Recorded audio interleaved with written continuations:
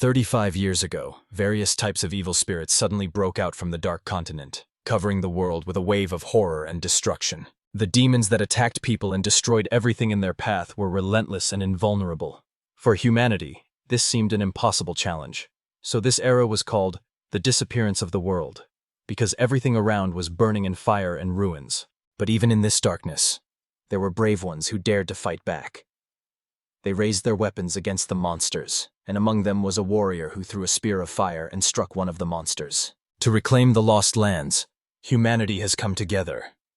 Scientists from all over the world have spent 20 years studying the nature of demons and have discovered the path to magic. A warrior with a fiery spear pierced the monster, and it writhed in pain, suffocated, and eventually melted into a stinking puddle. Simple magic was only a fragile means to prolong life. Humanity needed immeasurably greater power, so attention turned to the elements of nature themselves. Finally, the answer was found to gain colossal power capable of defeating the demons and stopping their invasion. In the year 435, according to the Holy Calendar, humanity discovered a new phenomenon: spirits. People's gazes were fixed on the 5 girls who were rushing forward, as if representing the new hope of the world. The power of the spirits, gained through a treaty with them, exceeded any simple magic. It was thanks to this that humanity was able to push the demons back to the Dark Continent. Spirits are divided into 7 attributes: fire, water, wind, earth, thunder, light, and darkness. Each has its own ranks, with the highest being the imperial spirits. 5 of them, the elemental imperial beasts of fire, water, wind, earth, and thunder, have given humanity the power to defeat demons. In a small village, people gathered together to look at a boy named Fay Bonnet. Since childhood, great hopes were placed on him, because the boy's abilities were distinguished by special strength. But the other boys cruelly threw fireballs at the girl, and she, frightened, fell to the ground, trying to cover herself from the blows. One of them mockingly called her a novice and forbade her from using magic, humiliating her in front of everyone. The girl covered her face with her hands and screamed in despair, begging them to stop their abuse, because the pain was becoming unbearable. But suddenly, a wall of water caused by a spell appeared in front of her. Raising her head, she saw a dark-haired boy. Fay Bonnet stood between her and her abusers, raised his hand, and sternly declared that mocking the defenseless was the most despicable act. One of the boys, named Bram, turned at his voice, calling out the fairy's name, but suddenly noticed that all his friends had already run away. Other boys approached them, pointing at the fairy. They enthusiastically called him a magician who could cause tremors, marveling at his appearance. The fireball-throwing guy frowned when he heard that everyone considered the fairy a gifted genius. Bram remembered how Fay had shown his abilities to his sister, and she had beamed with delight, and Fay himself had encouraged her to study, because then she too would be able to do anything. Bram watched his brother and sister, filled with bitterness. A girl came up to him and said that if he was jealous of the fairy, he could try to do something similar himself. In response, he only shouted her name angrily. His anger was fueled by the fact that all the sisters were constantly talking about Fay. That was why Bram felt aversion to him. He reached out to Fay, hurling insults, but the boy responded with a curse, lifting him into the air. Bram screamed, and Fay thought there was no point in comparing herself to him or to other children of her generation.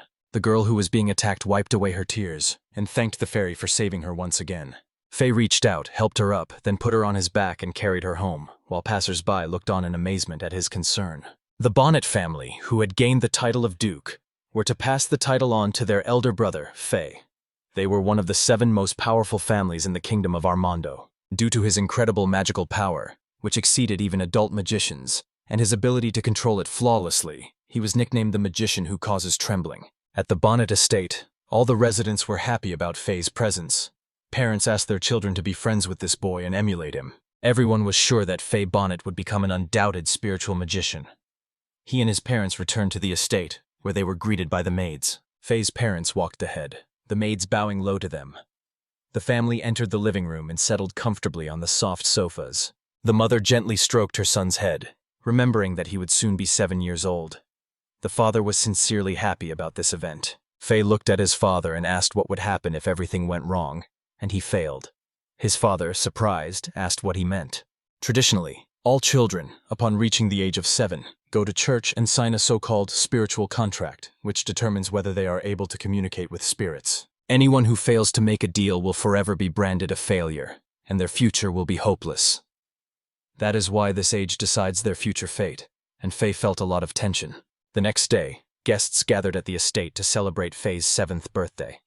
Everyone was sincerely happy about the event and awaited the moment when he would make a contract with the spirit. The atmosphere was filled with anticipation of a miracle. People gathered outside the church where the priest met them and invited the Fay family inside. Upon entering the temple, the boy froze in amazement. The air around him was shining with countless luminous grains. His father explained that these were spirits. The weakest spirits prefer to reside in such shrines, while spirits of medium and higher rank prefer nature. The priest reminded him that according to ancient custom, Fay had to make a pact with the spirit. He asked the boy to extend his hand and show his magical power. Fay focused, raised his hand, and approached one of the spirits. His parents waited impatiently for the deal to be made. The boy took a deep breath, opened his eyes, and asked the spirit to make a contract to receive his power. He promised to give his own magical energy in exchange for the spirit's help, and allowed it to enter him if possible. Everyone froze as the boy was enveloped in a radiant magic that spread throughout the church. The people were stunned by his abilities.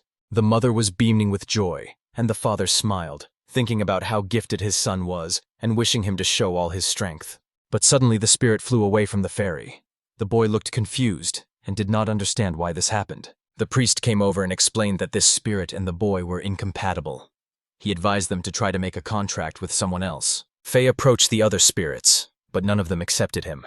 They all scattered, and the spectators began to think that the boy would not be able to make a deal with anyone. At that moment, the family's faces darkened, and the eyes of those present turned in horror to the boy's parents. Brahm, who had been watching everything, wondered why everyone thought the process was so simple and obvious. Fay remembered all the words about his special talent and his father's confidence that his son would definitely make a deal with the spirit. Fay's gaze slid to Brahm, who only tilted his head mockingly and glared at him defiantly. The boy understood that his fate depended entirely on this contract. Therefore, he decided to give all his magical power, and his aura radiated unprecedented power. Fay reached out again, trying to make a deal with another spirit, but they all immediately scattered away. The spectators were stunned. The spirits themselves fled from the boy. Some even opened their mouths in surprise. As people left the church, they were discussing what had happened. No one could believe that Fay had failed to sign the contract. The boy turned to his parents, seeing their gloomy faces, and, lowering his head, felt a deep sense of shame. It started to rain, and at that moment Fay realized that all was lost. He had failed to make a deal with the spirit. The family returned to the estate. Fay, almost without saying anything, went up to his room, sat on the bed, and pulled his knees up to his chest. Fairy's mother asked her husband what to do now, wondering how their son could have brought such disgrace on the family. The father understood that it was impossible to leave everything as it was, because the heir must have a contract with the spirit. Meanwhile, Fay stood at the door and heard his parents talking. When he returned to his room, he felt an even greater weight in his heart. When the boy was sitting at home, his brother came to him and mockingly said that everything was over for Fay. Fay just looked at him silently, which made Brahm even angrier. But suddenly his parents called him, and he ran out, smiling, waving to his brother. Lowering his head, Fay felt that from now on, all the members of his family had become different people, strangers to him. Walking down the street, he heard the boys discussing his failure at church, unable to believe that such a talented young man had failed to land a contract. When Fay came closer, the company immediately fell silent, staring at him in embarrassment. The guy smiled and asked if everything was okay.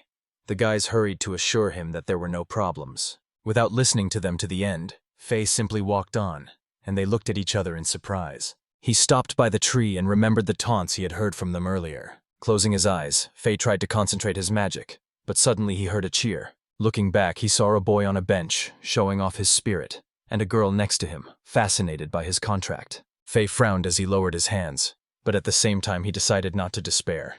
He raised his head and firmly decided that he had to concentrate. Returning home, he met the maid who told him that his father was waiting for him in the office. The guy was surprised, but agreed and followed her. Walking down the corridor, he stopped by the paintings on the wall and was horrified to see that all of his images had been removed or crossed out. Finally, he entered the study, where his father was sitting at the table. His mother, brother, and sisters were standing nearby. Fay looked at his father with anxiety, as he coldly said that from now on, he was no longer part of their family. The man ordered his son to immediately pack up and leave the estate. Fay's eyes widened in shock. One of the sisters sadly looked away. The older one remained indifferent. Brahm smiled wickedly, and the mother looked at the boy with disgust. Running outside, Fay sobbed and screamed, cursing everything around him. His heart was breaking with resentment. He remembered all the warm words of his family, who had once believed in him, but not noticing the branch, he tripped and fell to the ground, clenching his fists in anger. The boy's gaze fell on the glass sphere. He remembered how his sisters had given him this spherical toy for his birthday. The tears flowed even more. He hoped that his father would stop him from running away, but that never happened. Lying on the ground, he looked up to the sky and suddenly felt a powerful magical flow. When he got up, he saw men from the estate in front of him. They approached and coldly declared that they were carrying out the master's orders and had to finish him off. Fay stared at them in horror as they threw fireballs at him. However, the boy was not afraid of the elemental flames. Rising to his feet, he stretched out his arms and invoked a medium-level spell, Water Wall. A powerful water curtain absorbed all the fireballs, but the attacker roared that this was not the end, and merged the fire with the wind, creating a real fire hurricane. Fay realized that the enemies were trying to create a fire tornado by combining mid-level fire and wind magic. One of the boys muttered in fear that Fay looked scary, even from the movement of his magic. The boy glared angrily at his attackers. He had known since childhood that ordinary mages were always weaker than spiritual mages. He thought that in Armando's kingdom the heir was usually the eldest son, and if all went well he would be the one to lead the family. Fay also knew that his father Alex's greatest fear was losing his title as a duke, and no longer being among the top 5 most influential people. His thoughts were interrupted by a fiery tornado that was rapidly approaching him. The boy realized that with his level of magic, he would neither be able to stop the attack, nor respond with a counterattack. He cast a spell on his legs, jumped up abruptly, and ran. One of the attackers just sighed, calling the fairy stubborn. A fiery tornado pursued him, but the boy did not give up and continued to run. Extra systemic magic that allowed the body to be enchanted, filling every cell with power and enhancing physical capabilities. The fiery whirlwind did catch up with him, knocking him off his feet and making him gasp in pain. But he got up and ran again. He fled through the forest, trying to escape from the clutches of his pursuers, enduring the pain and focusing only on escape. Suddenly, the magic had a side effect. His legs lost sensation and he began to fall forward. The boy fell to the ground and hit a tree, cursing softly as his vision began to darken. He lay in blood, feeling excruciating pain, and his vision was gradually fading. The question flashed through his mind. Is this really the end? Will it all end here because of one failure? But he abruptly stopped his thoughts, deciding that life would not give up so easily. He firmly decided that at any cost he must survive and win this battle for his life. Fay remembered the words of the attackers that after carrying out the order they would burn his body. He realized he had to create a copy of himself. This was his only chance to escape. The pursuers followed his trail. One asked where Fay was. The boy hid behind a tree, thinking hard about what else he could do. He had an idea, to combine the magic of earth and darkness. Using the spell Clay Doll and a medium-level darkness spell, he combined them. The boys saw a body lying on the ground. In fact, it was a dark doll created by a combination of earth magic and darkness. They decided that Fay had fainted, and without hesitation, they caused a new firestorm, burning the doll. And Fay himself was sitting under a tree at this time, clutching his hand to the wound and trembling with pain. Suddenly someone came up and asked if he was okay. The boy looked up in surprise. A girl stood before him, extending a helping hand. Fay looked at her wearily. He didn't extend his hand, and then the girl quietly said that his condition was clearly serious, because the wounds looked terrible. She sat down next to him and asked him to be patient, promising to heal him. She began to hum softly, while Fay only looked at her in surprise. Then the girl stood up and, smiling, joked that he shouldn't worry. She raised her hands and cast a spell of full restoration. The boy was shocked. His whole body was filled with strength, the pain disappeared, and the wound on his stomach was completely healed. Fay looked in surprise at the girl, who smiled and said that everything was fine with him now. Fay knew very well that healing magic was extremely difficult to master. Complete recovery was considered the highest level of magic, and he was amazed at how easily this girl had used it. She quietly remarked that Fay shouldn't move much as the wound wasn't completely healed yet. The boy thanked the stranger, who smiled and said it was not difficult at all.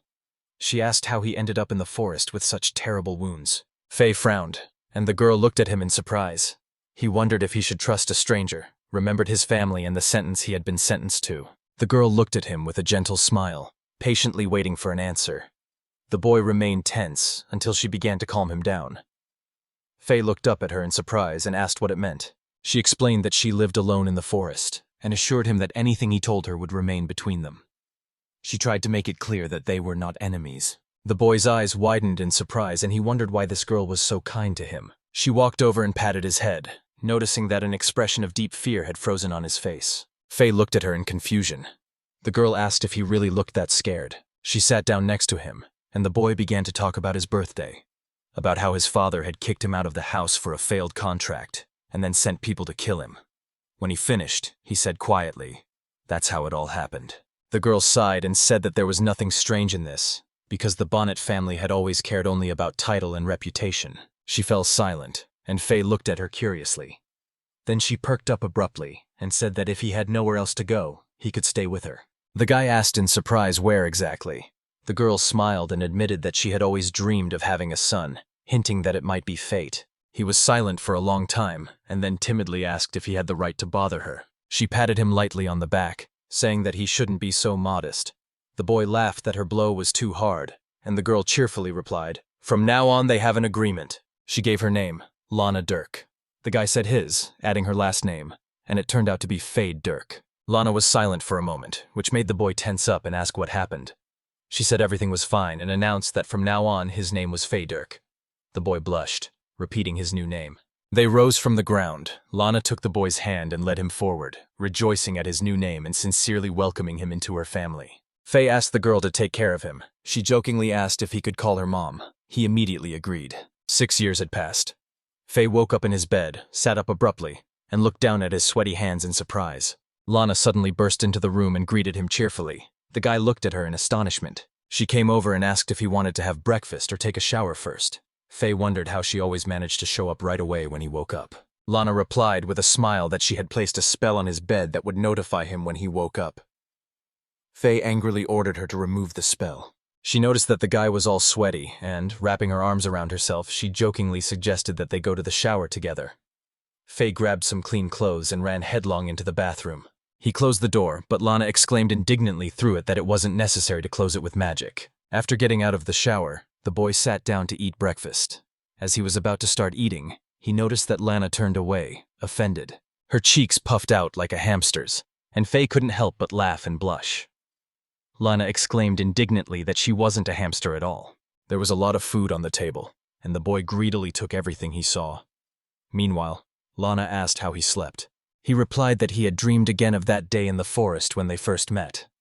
Lana's face became more serious. She leaned over and quietly asked him what he would do if he met someone from Bonnet again. The boy turned away, but then said he wouldn't do anything. Lana asked in surprise why he wouldn't do anything, since he had the power of magic. 5 years ago, Lana led Fay to a tree surrounded by spirits. The boy tried to make a contract with them, but failed again. Then Lana came up and said that his abilities were extraordinary, and the lack of a contract with the spirits seemed to her like a ridiculous joke of fate. Suddenly, they heard strange sounds and, looking around, saw a whole cluster of spirits.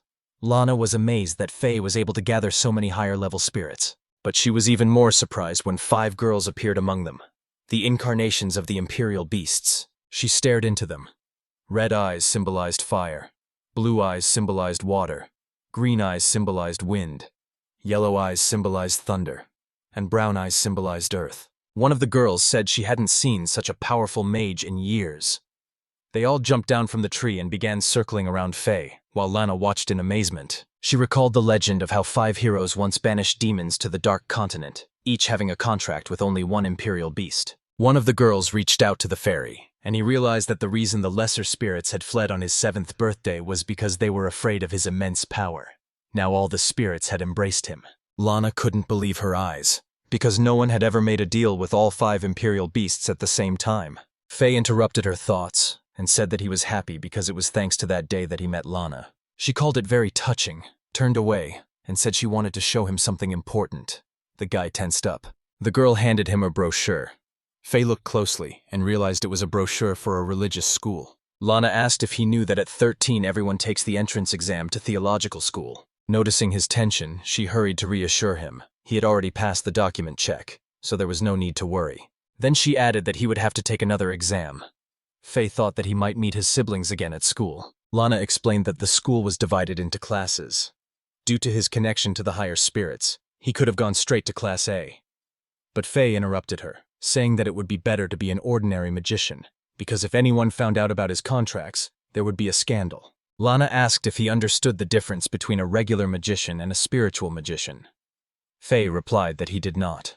She explained that the power of spiritual magic was incomparably higher. She added that this was why the Bonnet family wanted to destroy him. Fay clenched his fists in tension. Lana continued.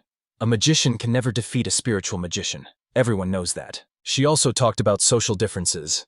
Due to the generation gap, the status of a mage is always lower than that of a spirit mage. She then explained the class system. Freshmen are divided from A to E. Classes A to D are for spirit mages, and Class E is for ordinary mages, with a total of 30 people. The limit only exists for mages, not for spirit mages. Fay sighed that this was unfair. Lana said that from the second year another class was added, S.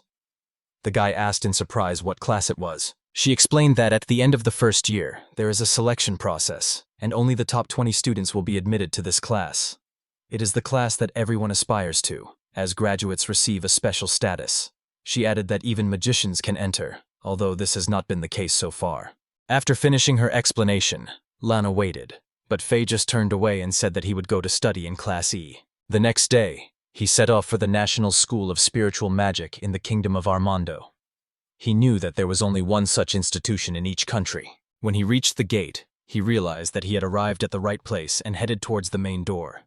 Fay thought that even after the demons were defeated, they could return, so the country trained strong magicians and spiritual magicians for future battles.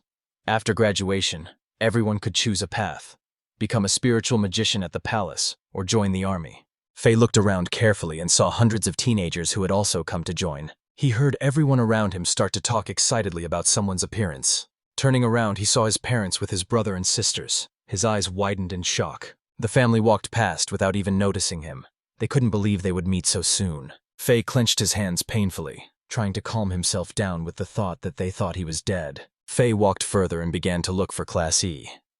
As he entered the room, he felt all the students look up at him at the same time, but within a moment they had returned to their work. He looked at the board and read the teacher's announcement. Each student must sit in the seat according to their name written on the desk. Fay had barely sat down when the blond man approached him and, smiling, said that the boy had surprisingly beautiful black eyes. Fay looked at him in confusion. The blonde quickly explained so he wouldn't misunderstand because he liked girls, and this was just an attempt to get to know them. He introduced himself as Gasson Downer and asked to be addressed by his first name. Fay looked at him with a little confusion. Finally, the boy introduced himself and allowed himself to be called by his first name. At that moment, Gasson seemed to remember something. Fay tensed, but he decided he had made a mistake. The guy blushed and asked if Fay had seen the student council president and his vice president, saying they were incredibly beautiful. A girl approached them and seriously said that such conversations were dangerous. She wondered why all the boys were the same. An irritated Gasson asked who she was and why she was interfering in their conversation. The girl pointed to herself and introduced herself as Iris Mary, greeting her cheerfully. She addressed only Fay, ignoring Gasson's hand. Gasson was indignant, but only heard a few harsh remarks from her. Fay asked them both to stop. Iris thought, remembering that she had seen this guy before. Fay turned away and said that she had imagined it. In fact, Iris did remember him from the children's parties that the Bonnet family had given. Suddenly, he heard a familiar voice. Bram entered the classroom with a friend and immediately began to humiliate him. Gasson was furious and demanded an explanation. Someone tried to calm him down by reminding him that Bram was the best in Class A, but Gasson only asked what it mattered. Fay sat with his hand over his mouth, gripped by fear.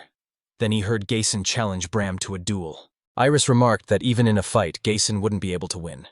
He indignantly asked if she really thought so. The girl replied that there was nothing shameful in that. She turned around sharply, sensing someone's presence. Fay looked away and remembered Lana's words about such situations. Bram looked around in surprise at the students of Class E, but his friends called him, saying that the teacher had already arrived. Bram decided to stay put and left. Gasson muttered that he was just lucky to escape death, but Bram just smiled. 6 years ago, Fay's parents were sitting across from each other, and the husband started a serious conversation. His wife asked what they were talking about. He replied that he wanted to discuss Fay, because he believed that he could never become a spiritual magician. The man reminded them that Fay was the eldest son of the Bonnet family, and should become its next head, but added sadly, their son was just an ordinary magician. The wife, confused, objected that someone else could be appointed as the head. She suggested Bram or Cecilia. The man asked sharply how they would explain this to His Majesty and the other dukes.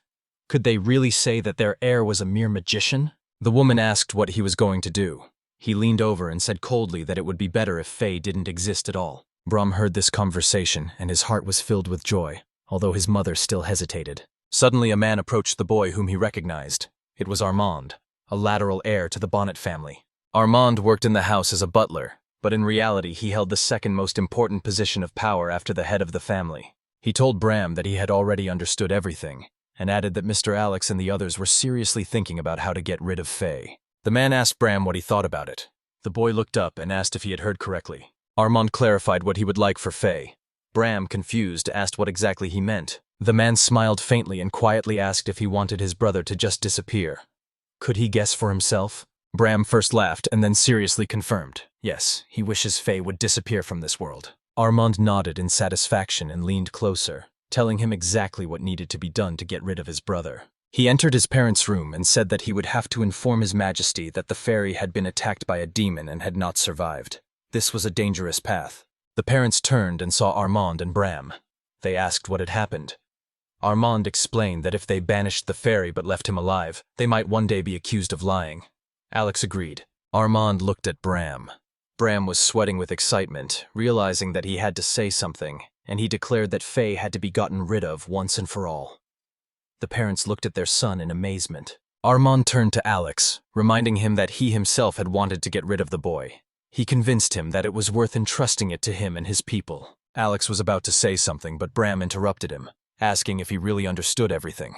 The man's face darkened. Bram added that he who has not made a contract with a spirit has no future. He asked, "Is that not true?" Alex closed his eyes, and a few seconds later turned to Armand, ordering him to deal with Fay. Armand smiled at Bram, then looked at Alex and assured him that he understood everything and would do it properly. Meanwhile, their teacher entered Class E and introduced himself as Aaron Havil. He reminded them that everyone in this class was just a regular magician, and admitted that he was just a magician himself. The students looked at each other in surprise but greeted him. The teacher wanted to start the lesson, but first he explained. The principal's policy was not to make a distinction between magicians and spiritual magicians. He added that even among teachers, not to mention students, there are those who act cruelly, and he asked if everyone understood him. Aaron said that every year after the entrance exams there are always those who try to humiliate them. But he insisted, "You shouldn't answer." The teacher explained that if the other side started the attack, the school rules would be on their side. Therefore, he asked the students to be patient so that they would become stronger later. Then he raised his voice and shouted that they must become strong and look at their abusers with pride. The students unanimously agreed. At the age of 7, every child undergoes a ceremony to sign a contract with a spirit, and the results of this determine their future life. Fay remembered how during his ceremony all the spirits fled from him, dooming him to a dark future. Then the whole temple was buzzing with this scandal, which cast a shadow over the Bonnet family. Alex sat across from his wife and couldn't believe that his son couldn't sign a contract. The wife thought that the boy was disrespectful to his parents. Alex said that mages were far inferior to spiritual mages. If a simple mage became the head of the family, their clan would no longer be among the 7 strongest. He cursed at his powerlessness. Fay recalled the attackers who tried to kill him with a fire tornado, as well as meeting Lana. He understood. If his family found out he was alive, they would try to destroy him again. The guy decided that no one should know the truth, and has kept quiet ever since. All the students gathered in a huge hall. The host stood in front and congratulated them on entering the school. Then he announced that the director had something important to say. A girl came on stage, and at that moment Iris tried to wake up Gayson, who was sleeping peacefully. The principal welcomed all the freshmen and introduced herself as Jessica Friel. The students whispered in surprise. The girl looked 8 years old, and it was hard to believe that she was the principal. Jessica called for everyone to be quiet and explained that she was 21 years old, so they could calm down. She added that she didn't really have enough strength for Her Majesty to entrust her with this position. There was a buzz in the hall. Most were amazed that this fragile girl was much older than she looked. The director demonstrated magic and said that her appearance was unchanging, and nothing could be done about it. Discussions about her age continued, with some even making negative comments. Jessica suddenly stopped and bowed her head while everyone was discussing her appearance. Another teacher tried to support her. She used elemental wind magic, the sound memory spell, which allowed her to encode and store her voice in wind currents. This kind of magic was commonly used for a reason. Blushing, the principal abruptly shouted for the students not to worry. Silence fell in the hall. She continued her speech, explaining that they had been accepted into the institution of magicians and spiritual magicians, so that they could protect themselves and their loved ones from demons. She called for putting aside complacency and honing strength over the next 6 years. Gason leaned over to Fay and said he couldn't imagine the principal being a little girl. Fay replied that he was exaggerating. Suddenly, someone called out to Fay. The boy looked around and saw a group of students who told him to get ready for the document check. He remembered Lana reassuring him that everything was fine, because the documents had already been checked. But he also remembered her words about some kind of test. Fay realized it was time to take the test and followed the boys. At that moment, his sister accidentally noticed him. He entered the building. The bespectacled student explained that Fay had to show the magic specified in the documents. The second one clarified. Using the intermediate magic of the 5 elements and light with darkness, he had to hit the target. The boy remembered Lana's instructions, to use only intermediate magic. Although he could use high-level magic right away, a newcomer with such power would cause a wave of rumors. He used fire spear, wind spear, thunder spear, clay spear, and water spear in turn. Extending his hand, Fay fired magical projectiles that hit all targets.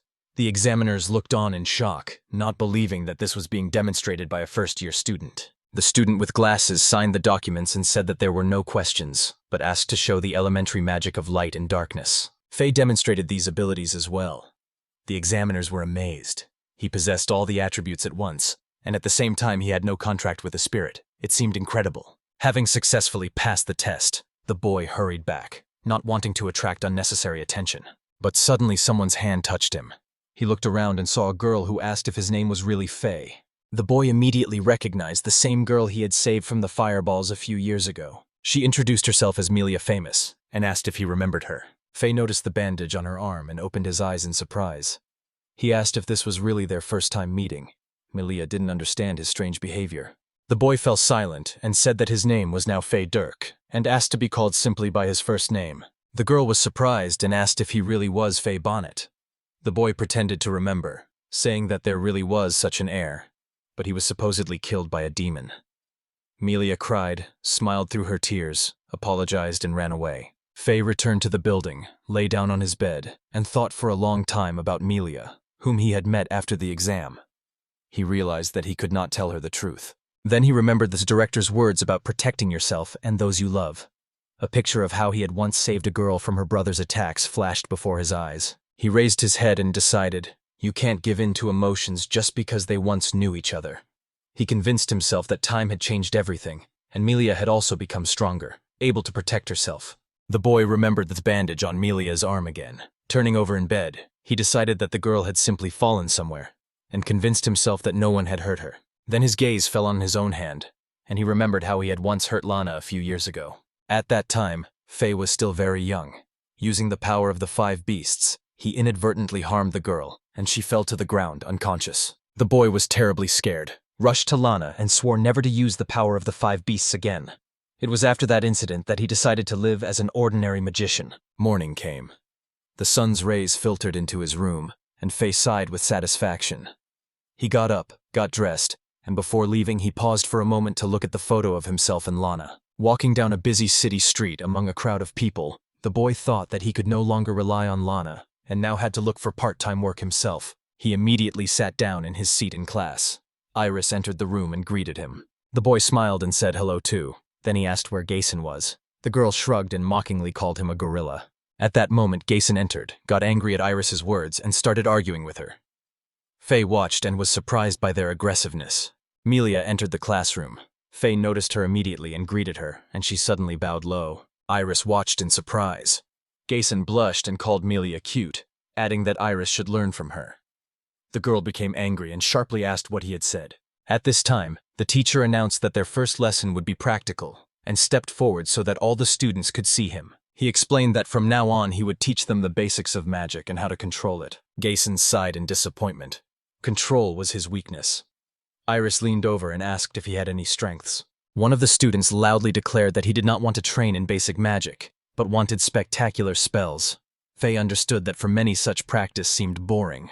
The teacher sternly ordered them to calm down and reminded them that most people only thought about getting promoted.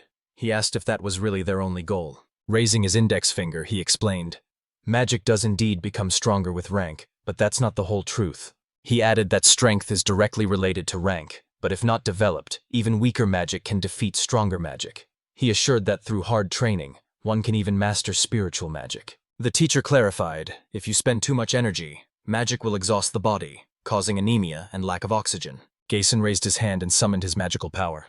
Iris only scornfully called it a disgrace. Melia also tried to summon magic and realized that it was quite difficult. The teacher raised his hand and asked all the students to try to make their magical energy as light as possible, even white.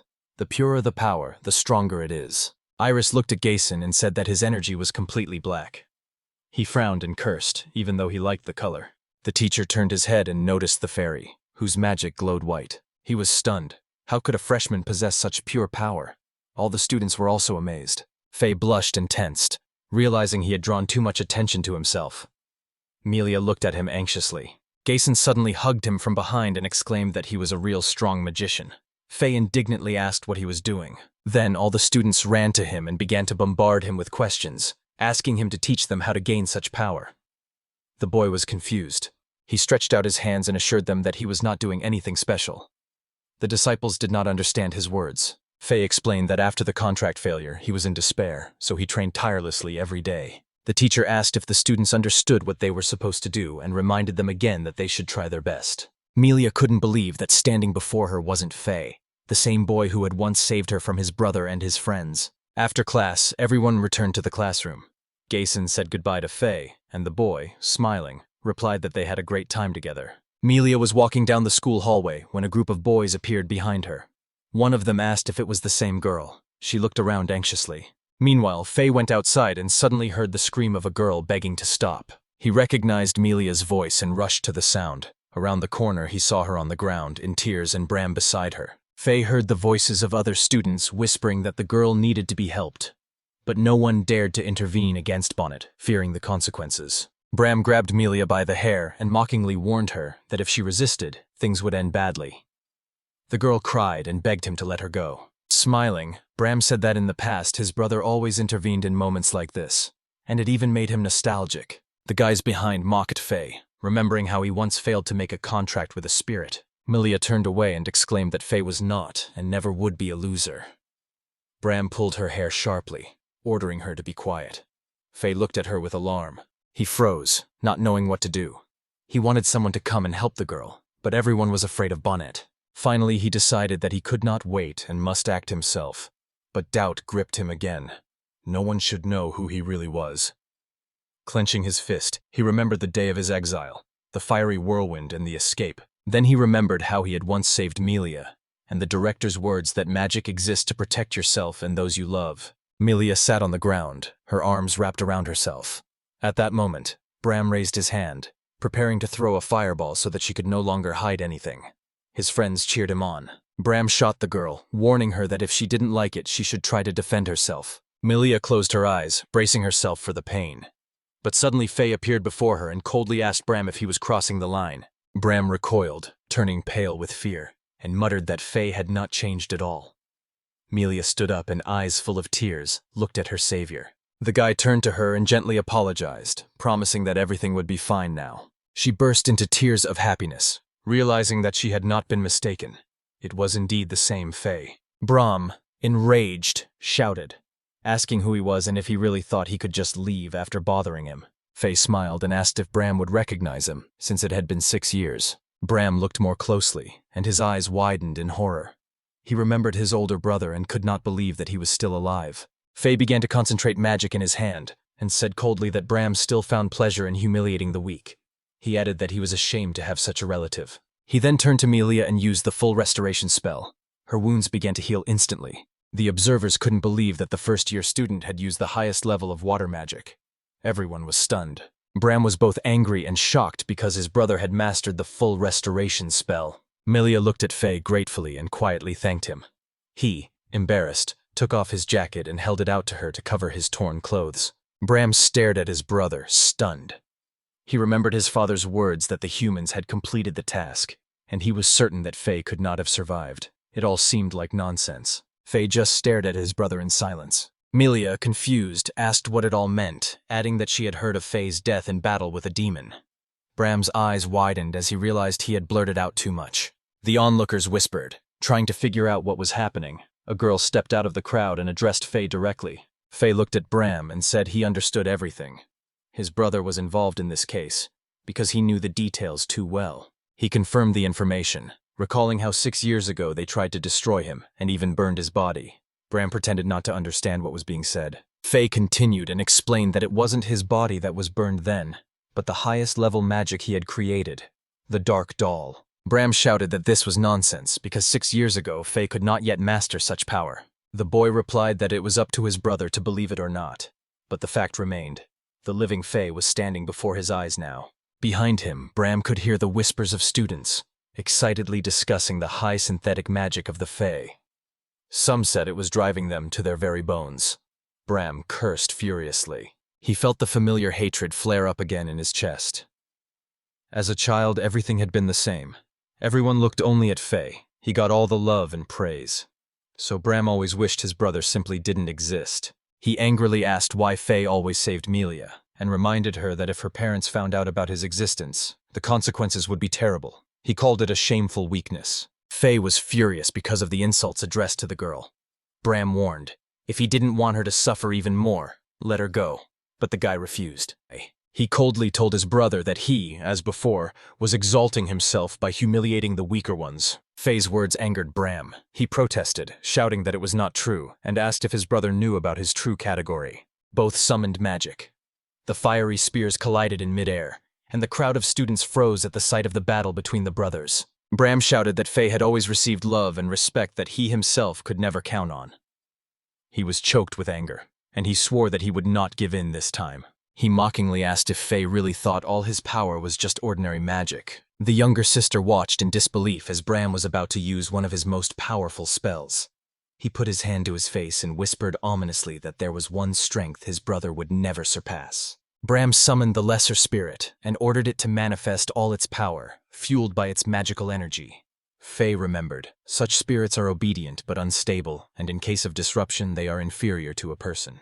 The spirit took on the appearance of a flaming wolf. With a crazy smile, Bram asked his brother what he was going to do, mocking him for only using intermediate magic. He added that if Fay was afraid, she could retreat immediately. The students noticed that he was treating the spirit as if it were a thing. Bram sternly declared that he would show who was stronger here, and cast the spell Fire Needle. Fay raised his hands and created a wall of water that protected him from the barrage of fire needles. Bram became angry and called his brother an idiot, convinced that intermediate magic could never defeat a spirit, even a lower one. One of his friends exclaimed that using spirit magic in a crowded place was extremely dangerous, and asked if he really wanted to drag everyone into the conflict. But Bram shouted that he didn't care, and he wasn't going to think about weaklings. Fay looked at him and calmly said that his brother was already tired and hadn't even reached the intermediate level of spirit magic. He asked if that was his limit. Bram, grimacing, asked what the limit was and, concentrating his strength, demanded that Fay no longer look at him as weak. Fay's eyes widened in surprise, then narrowed. Bram decided he had given up. A bow appeared in his hand, and he laughed, preparing to release a fiery arrow. Fay met his brother's gaze, raised his hand, and summoned power. Water rose from the ground, and everyone around him was amazed by his incredible abilities. Fay raised the water and decided to use it as a net. He aimed the water trap at Bram, who was looking at his brother with fierce tension. The net rushed straight out of the water at Bram. Within seconds, it covered him and began to push him forward. There were students standing in the way, hastily covering themselves with their hands, afraid of being attacked. But Fay controlled the spell precisely, and the net bypassed everyone. The water trap slammed Bram hard against the tree trunk. Fay stood there silently staring at his brother, while everyone around him froze in amazement. The students were amazed at how skillfully and carefully Fay wielded his magic, directing his blows only at the target. Everyone looked at him in astonishment. An even greater shock was the discovery that he was alive at all. After all, everyone believed that the eldest son of the Bonnet family had long been dead. Bram stood up and glared at his brother with hatred, deciding to attack again.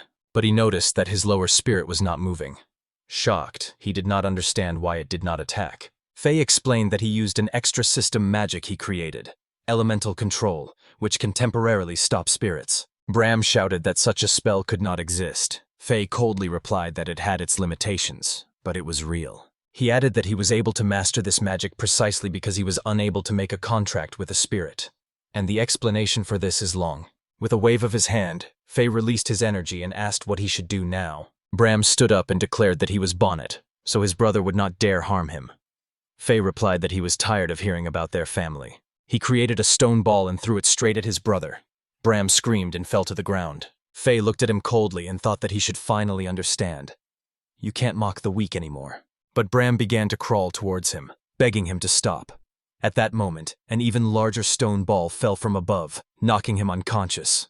The younger sister came up to the fairy and began to apologize.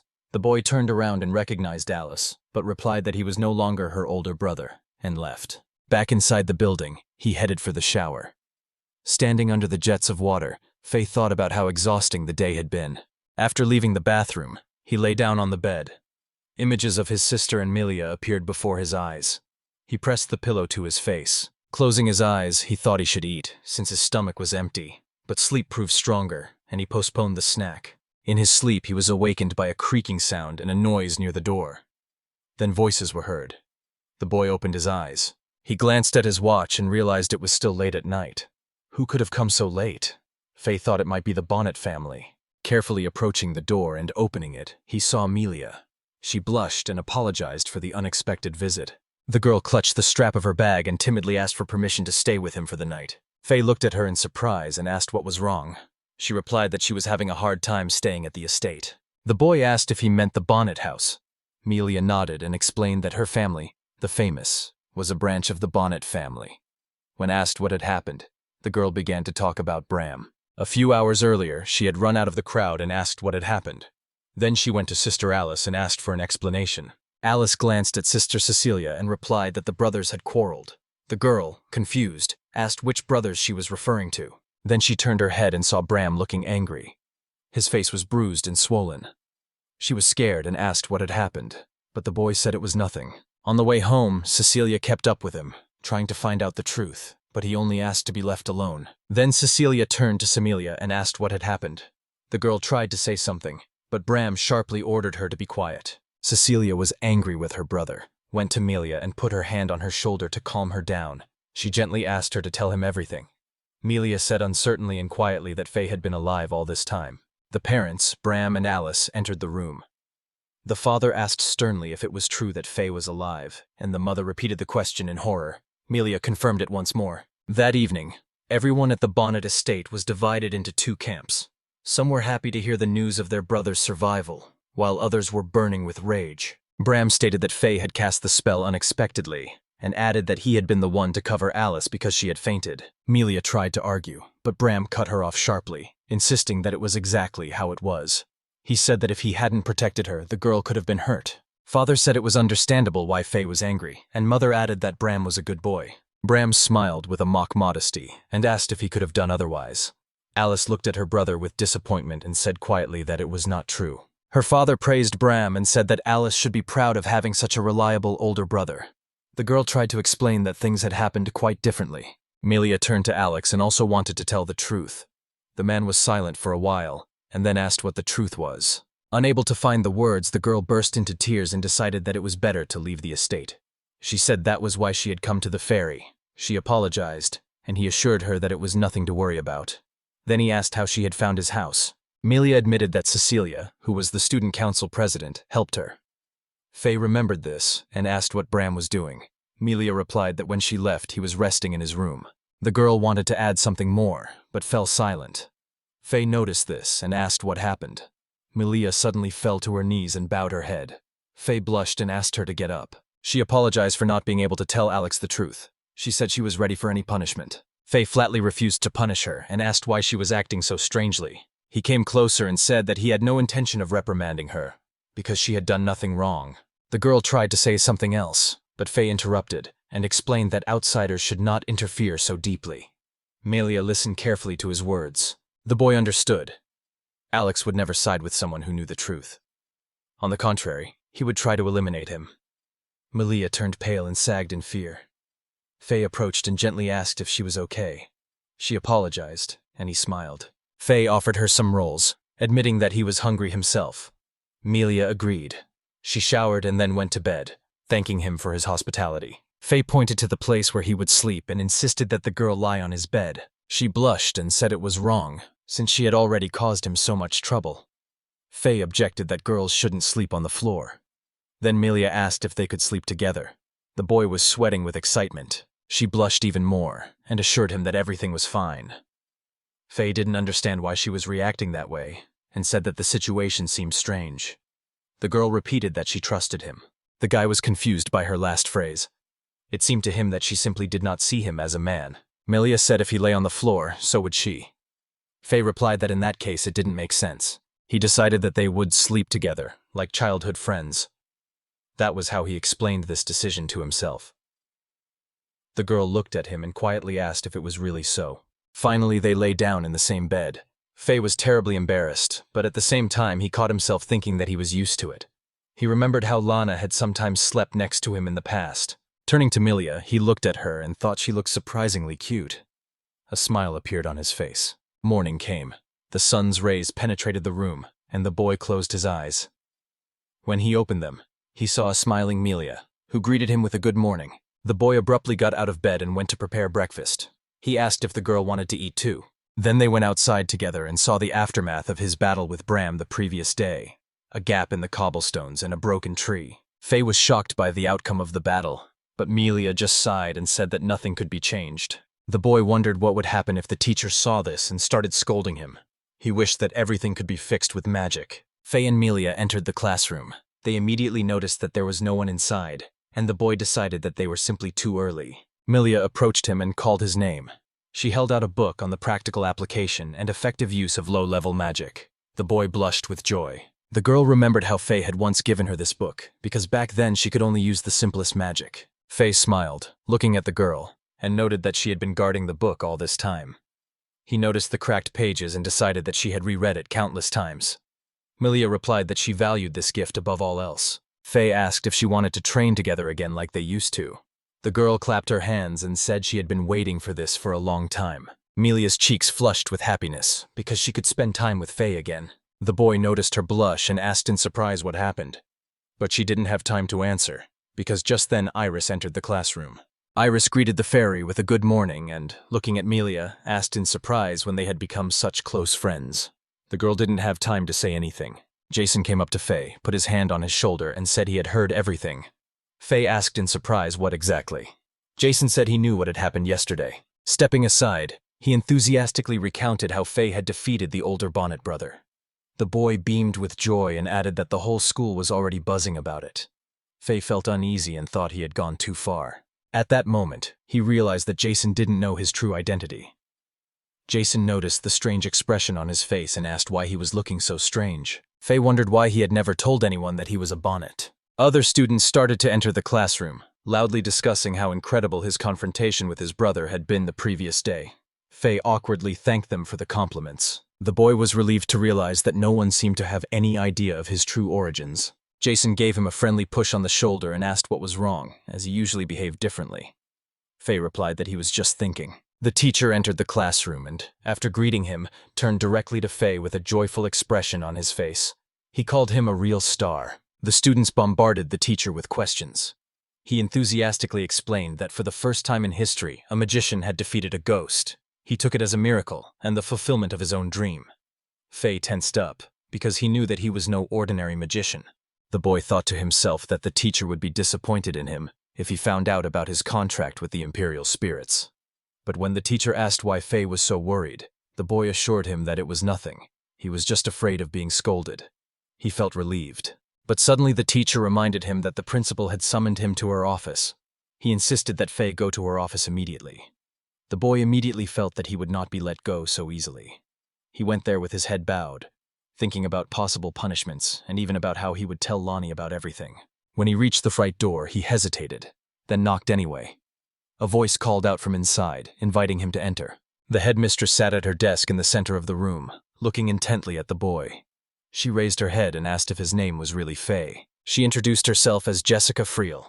The guy nodded and confirmed that his name was Fay. The principal asked if he had any idea why he had been called in. Fay replied that it must have been because of the fight with Bram the previous day.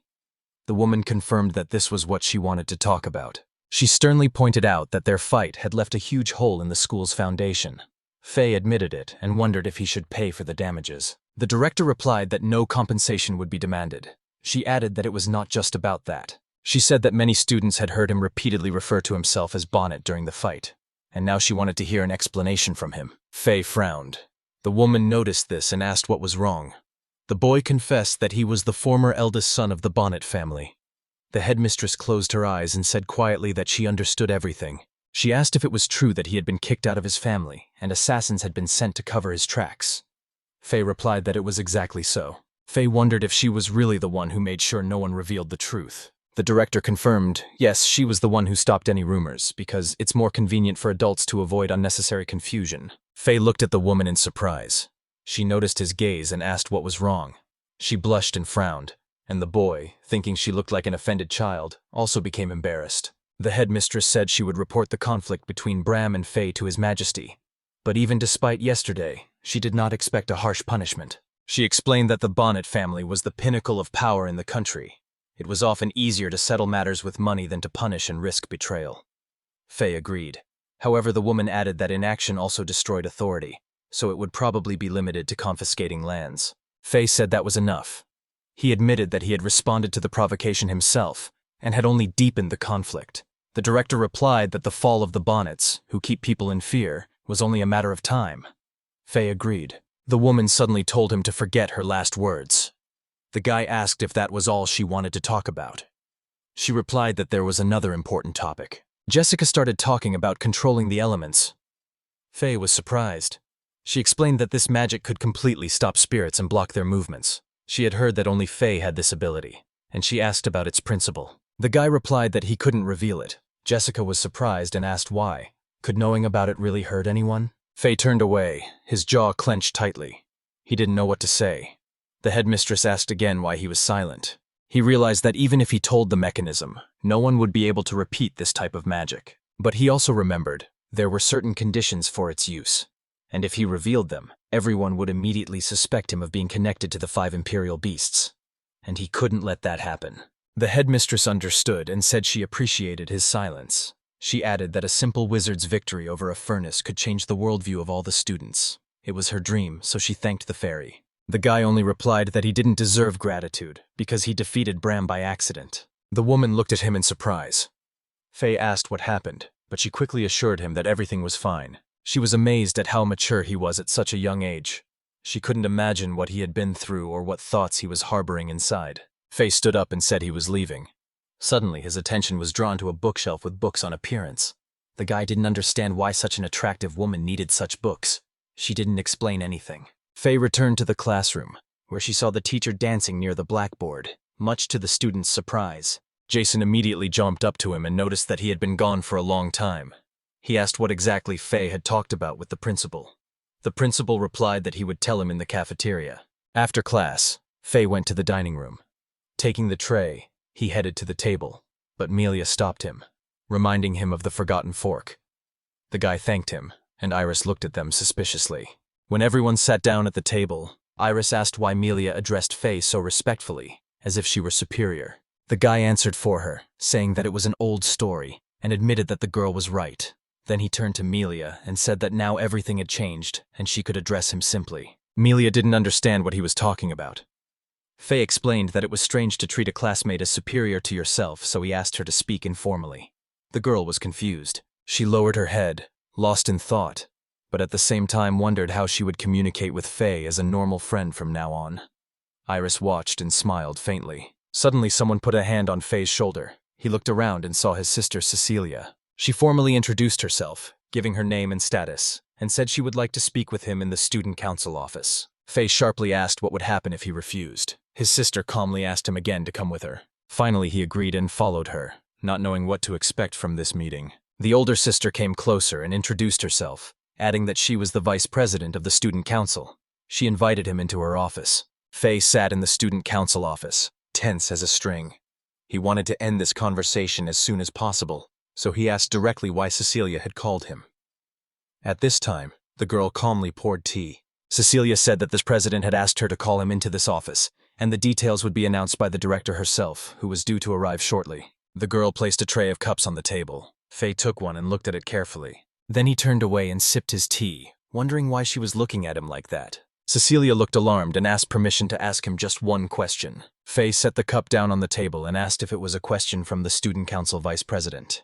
The girl looked at him in surprise. She blushed and asked, "What if this question is from Cecilia Bonnet herself?" Fay crossed his arms, was silent for a moment, and then said he had no desire to answer.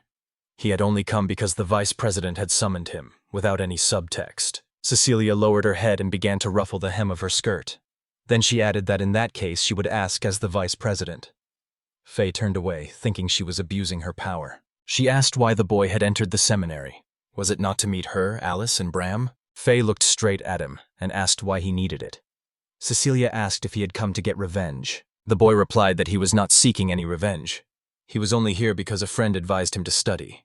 To him, the Bonnet family was now just another noble family. Cecilia understood everything in her own way and asked if this meant he had forgiven their family. Fay looked at her in surprise, smiling bitterly.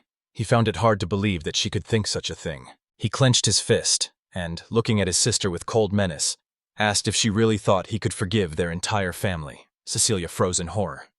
Fay added that he doesn't care about his former family, so he won't seek revenge. That's more than enough for him. He wants nothing to do with them. He said that his parents only paid attention to him when he got stronger. He was happy and trained even harder until he realized that they didn't love him, but only his strength. This was a bitter lesson for him. People are ugly, especially those who try to appear good. Since then, he is convinced that the only way to protect yourself is to sacrifice yourself, even if it involves your family. And that is exactly what the Bonnets taught him. For that, he is even grateful. Cecilia stood up and asked indignantly how he could talk about their family like that. Fay replied that she was just like them. He reminded her that she hadn't even apologized, but had immediately asked if he could forgive them all. Cecilia looked at her brother in shock. Fay added that he had met someone who had shown him that not everyone was like his family. He had met someone much kinder. Cecilia lowered her head and blushed. At that moment, a girl entered the office, scratching the back of her head and apologizing for being late. Fay glanced at her while Cecilia stared at the floor. The girl joked that the room was too gloomy and asked if Cecilia should go back to class. She thanked him and left. The newcomer turned to Fay, saying they hadn't seen each other for a long time. She gave her name, Layla Moretti, and asked if he remembered her. Fay remembered that the Moretti family, like the Bonnets, were among the 7 richest in Armando. 10 years ago, the Duke of Moretti had even been promoted to Marquis, making them among the most powerful in the kingdom. He said he remembered her and asked why she wanted to meet. The girl replied that there were 2 reasons. The first reason was that she wanted him to meet Cecilia. This made Fay angry, but Layla added the second reason was that she needed him. Fay was surprised and asked what that meant. Layla smiled as if he had thought of something else. She raised her hand and said she wanted to invite him to the student council. Fay immediately refused. The girl asked in surprise why he refused. She reminded him that he had defeated the elder Bonnet, Bram, who had high hopes. She was sure. He was the hope of all magicians.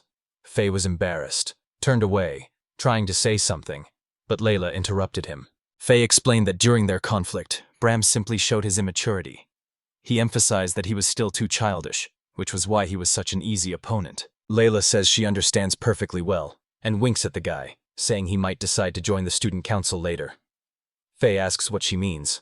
The girl replies that he is right. If a freshman immediately gets on the council, the older students will not accept it. So they decided to start a student organization. Fay is surprised and says that he has never heard of such a thing. Layla explains that she received approval from the principal this morning. Fay can't believe it happened so quickly. He asks what exactly this organization is for. Layla clarifies that they are forming it for a specific target group. She adds that after a year of experience, Fay will be able to officially join the council. He sarcastically says he can't wait and reminds her, the training lasts 6 years, so what will change next? Layla gives an example. Cecilia became vice president in her 3rd year. She notices that the guy isn't listening and asks if he's not interested at all. Fay is silent, and Layla reminds him that if he joined, the status of magicians at the school could increase. The boy's eyes widen in surprise. She hints that his classmate Melia would be less teased then, and Fay realizes that the girl is offended by his protest. But he realizes that becoming a council member will inevitably bring him closer to the Bonnets, starting with Cecilia. So Fay refuses. Layla frowns, finding him too stubborn and seeing many of his flaws. She sighs, and he replies that he has a serious reason. He wants nothing more to do with the Bonnet family. Fay turns away and says that even a new organization won't protect him from the shadow of this family. He adds that her meeting him only brought the problems he was trying to avoid, and that annoys him. Layla asks, confused, if he's talking to Cecilia too. Fay looks away sharply and says it doesn't matter. He puts the cup on the tray with the dishes. At this point, Layla declares that she still wants to see him in the organization. She promises that if he agrees, she will let him choose 2 more magicians. Fay wonders what the point of that is. Layla explains that the organization is limited to 6 participants. If 3 of them are mages, including Fay, then the rest are spiritists, and then their influence on the council will be equal. Fay thinks about it and asks if he can ask a counter-question. Layla listens attentively. He asks if the student council is really made up of the strongest students, and says that getting a seat there won't be easy. Layla confidently replies that she will get 3 places for magicians. Fay clarifies whether she can choose anyone. She explains, only those who have high abilities and are suitable for work on the council. Fay asks if it's true that not everyone can get in. Layla confirms and says that it will be decided next year. The guy thinks about it, until suddenly he sees Layla folding her hands and begging him to agree. Finally, he agrees. The girl exclaims with joy and says that he has to bring 2 more tomorrow after class. Fay is indignant. Why only 1 day? Layla explains that there is not enough time. Fay nodded and started to leave, but Layla stopped him at the door, placing a hand on his shoulder. He turned sharply and looked at her. She asked him to listen and to contact Cecilia. Fay was surprised and coldly asked why she was so unceremoniously interfering in his personal life. Fay left the office and went to meet his friends. When he arrived at the place, he heard Melia calling him happily, saying that they had been waiting for him all this time. The boy sat down at the table and heard Gasson complain about the fact that they had an extra systemic physical enhancement magic test next week. He insisted that they needed to come up with a strategy. Fay sat down next to him and noticed the abundance of delicious food on the table. He blushed, surprised that his friends had already ordered everything. Melia laughed, teasing him for not being able to resist the sweets again. Iris and Jason looked on in surprise. They had no idea Fay loved sweets so much. They laughed, watching the boy enthusiastically taste the treats, and were genuinely happy. Meanwhile, Cecilia returned home. Bram came up to her and asked what had happened. The girl said that she wanted Alice and Bram to join the student council organization. Alice, surprised, asked why. Cecilia explained that after working for a year with the organization, they would have a chance to get on the board. She added that it wasn't guaranteed, but they would definitely have privileges. Bram assumed, self-confidently, that his sister wanted to see such distinguished people as he on the council as soon as possible. He understood that it was difficult for first-year students to get there, and he decided that this was why they had come up with such a plan. Cecilia looked away and said she would wait for them in the council office the next day. She asked if everything was clear. Alice asked uncertainly if her sister was sure she would be able to look presentable there. Cecilia went up to her sister, knelt down, and told her that she should be more confident, reminding her that she was in the strongest freshman class. Iris came before Jason and suggested that they begin their training. She told him to concentrate and release magical power from the center of his body. The guy let out a burst of energy and asked if she was doing everything right. Iris replied that she was absolutely not. Jason threw up his hands and asked angrily, "How is that right?" Iris laughed and said he had no gut feeling at all. Jason was indignant. How could he succeed if she was constantly criticizing him? Iris cheekily asked what he had just said, and the boy blurted out that she was a terrible teacher. At this time, Fay and Melia came up. The guy was surprised that they were training so early in the morning. Melia simply greeted them politely. Jason and Iris also greeted them and added that there was not much time left. Fay turned to the girl and invited her to practice too, asking what level she had reached. Melia decided to show her. She extended her hand forward and released magical power.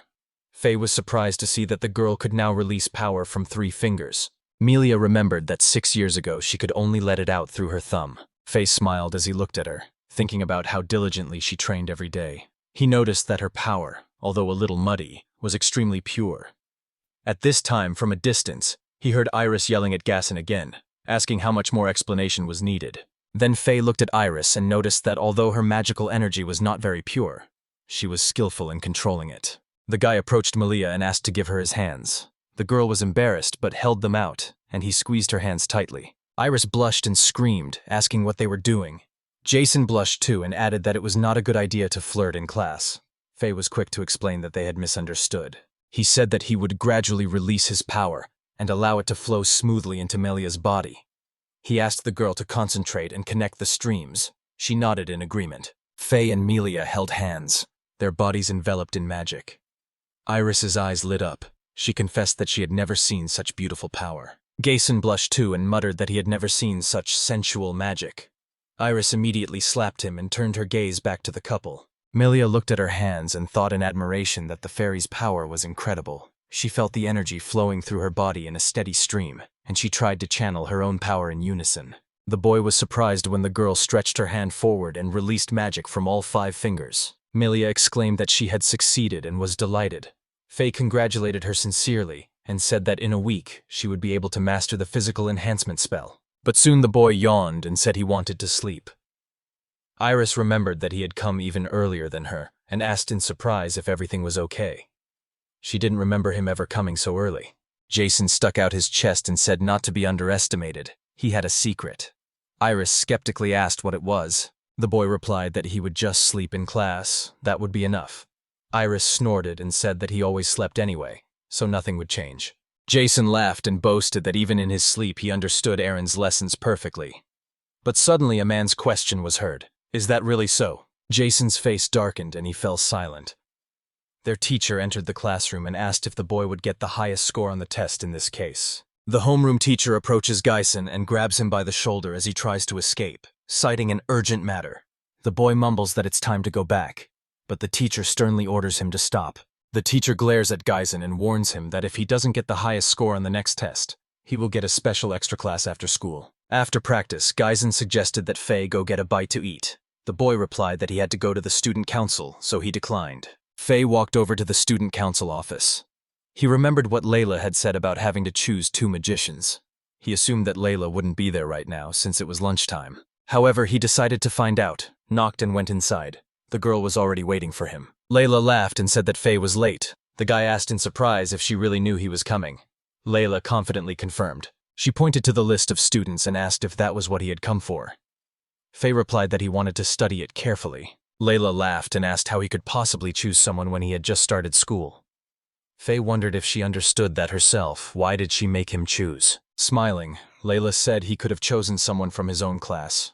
She wondered if he had even thought about it. The boy replied that he hadn't yet had time to get to know all his classmates well. Layla sighed and said that he was always too serious at the most unexpected moments. She warned him that if he started thinking about his choice now, he would definitely not make it to the end of the class. Fay wanted to object, but Layla interrupted him and asked if she could do it for him. He asked if she really wanted to take it all on herself. The girl replied that most of the information about the students was already stored in her memory. She added that she would never choose those who would be the weaker link next to the spiritualists. Fay wondered if she could be trusted. She nodded confidently. Layla clapped her hands and reminded him that dinner was still going on. She invited Fay to have dinner with her. The guy refused, explaining that he was used to eating only in pleasant company. He had already gone to the door and said he was leaving. Layla was upset, but promised that they would meet again after class. There was a commotion in the dining room. Bram was asking loudly where Fay was. Everyone around him was wondering why he was shouting like that. Alice tried to calm her brother down, but in vain. Bram grabbed Gayson by the collar and was about to swing, but suddenly he heard a familiar voice. Fay came into the dining room and sat down at the table with the girls. He calmly asked what was going on. Iris looked at Bram and also didn't understand why he was so angry. Gayson was delighted and shouted his friend's name, but Bram continued to hold him by the collar, then turned his head and glared at his brother ominously. Gayson looked at Fay pleadingly and asked him to do something about his brother. Bram got angry and asked why he was being so disrespectful. Iris abruptly intervened and shouted that everyone was tired of their quarrels. Fay looked at Bram and asked what was wrong with him. He reminded him that Bram was a spiritualist and asked why he couldn't manifest his spirit then. Bram came closer and replied that he could do it any time. Fay coldly asked what was stopping him then, since his behavior was only annoying. Bram solemnly declared that now was the time to announce important news. He was joining the student council. Fay turned her head and looked at him without the slightest interest. This confused Bram. He added that it was just a student organization under the council, but it was created specifically for him so he could officially join. Fay still answered indifferently. Bram raised his finger and declared that the members of the organization could decide for themselves when to release spirits and demonstrate power. He assured that even if he did something to Fayu, he would not be held responsible for it. Fay calmly replied the opposite. In the worst case, he reminded them, Bram could be disqualified altogether. After all, he had already had a similar problem. Alice quickly approached and pulled her brother away.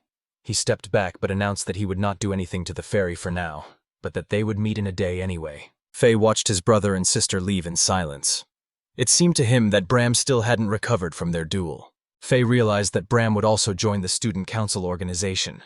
The thought was even more repugnant to him than before. In the kingdom, the three dukes bowed deeply before the ruler himself. One of the dukes declared that even the seven should not be allowed to do as they pleased. He was convinced that this could not be allowed. Another warned that if the guilty were punished, rebellion would surely break out. The third duke stressed that too lenient a punishment would show the king's weakness. He warned that such a punishment would cause His Majesty to lose respect and his reputation to suffer irreparable damage. One of them turned to the man on the throne, asking what sentence he would pass on the Bonnet family. Meanwhile, Fay returned to class. A girl immediately ran up to him, sincerely happy to see him back. But the boy stopped her and said that after class he had to go somewhere else, so he asked her to return to the dormitory first, giving her the keys. Melia replied that he shouldn't worry about her and assured him that she was ready to just wait. Fay raised his hand and refused, explaining that the conversation with Layla could drag on, and he didn't want to make the girl wait for hours for him. He approached the student council door and thought bitterly about how much trouble Bram was causing him. He knocked, and from inside he heard a girl's voice calling him in. In the office, besides Layla, Cecilia, and two students he didn't know were already sitting. Layla smiled and said that was the one they were waiting for. Fay asked if he was late. The girl winked and replied that he had arrived on time, and she had simply been impatiently waiting for him. Cecilia asked the boy to pay attention to two magicians carefully selected by the president. The first young man to stand up and introduce himself was Graham Nelson, a sophomore. He was pleased to meet you. The girl on the right also introduced herself, Celia Riley, also a sophomore. She greeted Fay politely. Fay bowed and also gave his name. Graham replied that he had heard of it before. The boy was surprised and asked what it meant. Graham recalled how he and Celia had witnessed the fight outside the school. They had never imagined they would see a magician defeat a spiritualist. It had made a profound impression on them. Fay understood what was going on. Celia added that they both came from the Bonnet territories. Fay asked warily what she meant. Graham explained that they understood Fay's situation well, but they were forbidden to talk about it so he could rest easy. Fay looked at Graham and Celia doubtfully, but thanked them anyway. He was wary of the new members of the organization. Layla turned around and asked why Bram was still not there. She noted that many people were late. Graham jumped up and asked if Bram was really going to join the student organization. Layla confirmed. Fay was surprised at how easily Graham would call the son of a high-ranking official by his first name. He found it odd, but decided not to dwell on it. Graham asked Layla if she knew what Bram had done. She replied that the boy had been recommended by other students and even teachers. Layla emphasized that the council was about real magical abilities, so Bram wouldn't be able to make any claims here. Fay looked at the tense Graham and Celia. He understood how difficult it was for magicians to interact with a spiritualist, especially one like Bram. Fay felt this gulf between magicians and spiritualists every time. Bram, meanwhile, glanced at Fay as if seeing him as their only hope. Graham asked Fay to contact him immediately if there were any problems. He assured her that even when it seemed impossible, he would find a solution.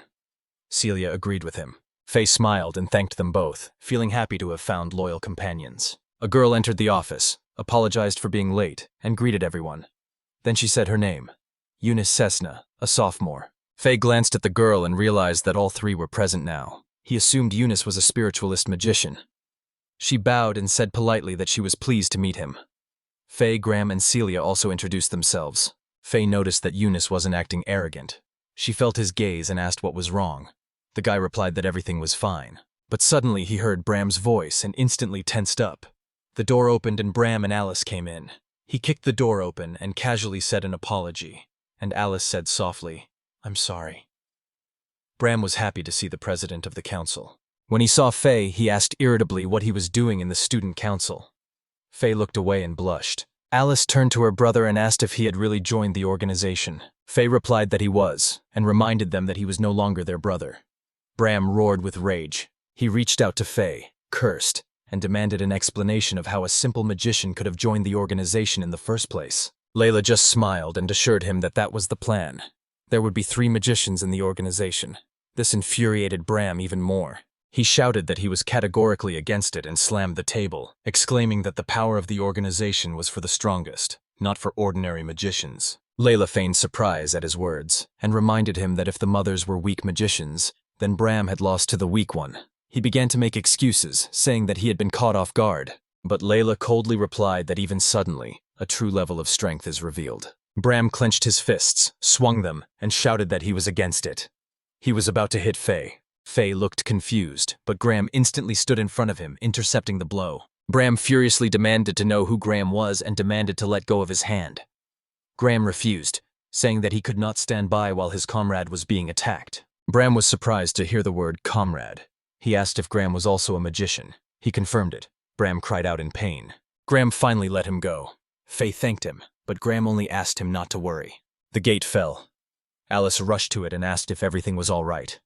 Her brother growled at her to be quiet. Graham came closer and said that he was treating his brother terribly. Bram shouted that Fay was a stranger to him. Graham frowned and declared that he hated people like Bram. If he touched Fay again, he would never forgive him. Fay's eyes widened in surprise. Bram raised his finger and pointed at Graham, saying that this was Bonnet business and he had better not interfere. Graham replied that he could beat Bram in a second. Bram became even angrier and demanded that everyone be silent. But suddenly a drop fell on his head, and in a moment a whole stream of water poured down on him from above. He fell silent. Everyone turned to see Layla standing there with her hand outstretched. She sternly said that she would never allow such foolishness to happen again. Bram apologized, explaining that he had simply lost his temper. But when he caught sight of Fay's strained smile, he became angry again. He turned to the president and reminded her that the school had a tradition of dueling. He asked to be allowed to fight Fay. Layla replied that such duels had indeed been held in the past. Bram exclaimed that he was right. He pointed his finger at Fay and asked if he agreed. He said that next time he would definitely lose. He teased the boy to see if he was scared. Fay turned away and quietly agreed. Bram smiled contentedly. Layla said that then the fight would take place in a practical session. Alice pulled her brother towards the exit. As he walked, he shouted that this time he would definitely win, and Fay would not even think of running away. Cecilia, who was standing nearby, watched in shock. Graham turned to the president and asked if Layla would really let Bram join the organization. She said he didn't always act like that. Graham asked warily what she meant. Layla sits down at the table and says that everyone has barely seen the other side of Bram. He himself still doesn't understand what the president means. She turns to the boy and notes that Bram is quite strong, but never stands up to those above him in rank. But in front of Fay, he completely lost control. Layla explained that this is why she wants to keep both of them in sight. She adds that no one is forcing them to join the council next year. Fay asked if that was why she was so desperate to get him to agree. Layla admitted that it wasn't entirely fair to him, but that was exactly what she had planned. She sighed and said that she had hoped to dispel at least a little of the darkness that the Bonnets carried. Fay blushed and was glad that the girl had actually thought of such a thing. He had thought of her only as a slender beauty, and it seemed to Layla that he had thought of something indecent. Fay left the student council and wondered if Melia was waiting for him.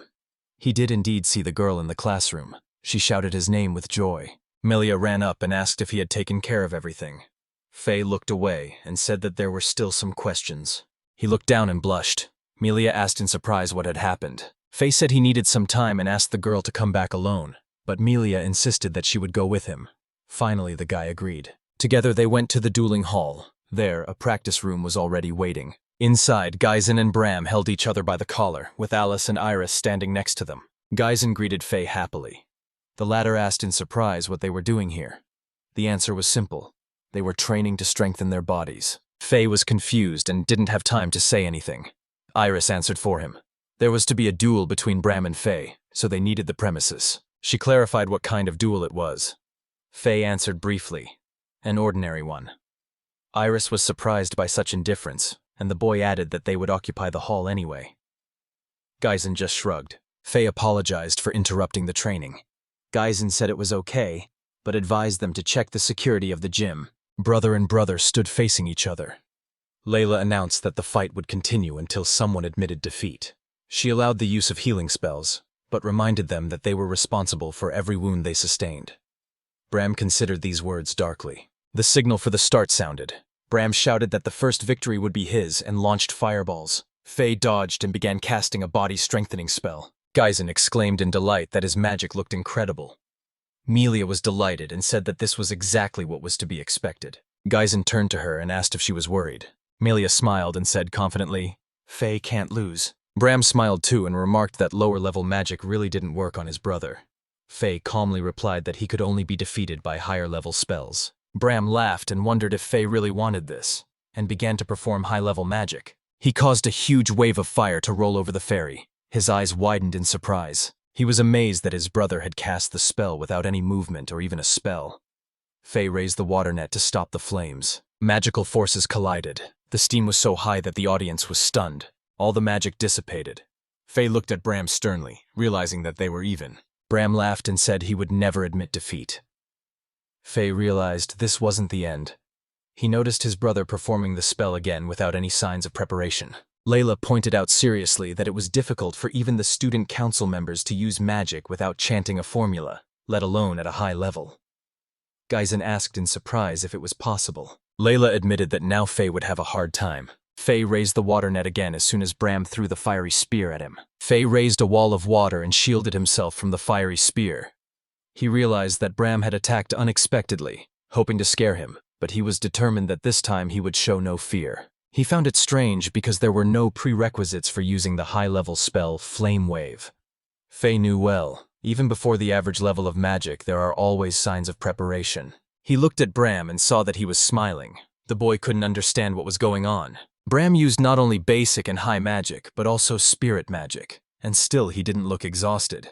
It was unnatural. Fay began to guess what was really happening. He strained his ears. And when Bram attacked him again with fire magic, Fay put up a new water wall in front of him. The boy suddenly felt a presence behind him and looked around sharply. Bram shouted, cursing at him. A wolf spirit appeared behind Fay.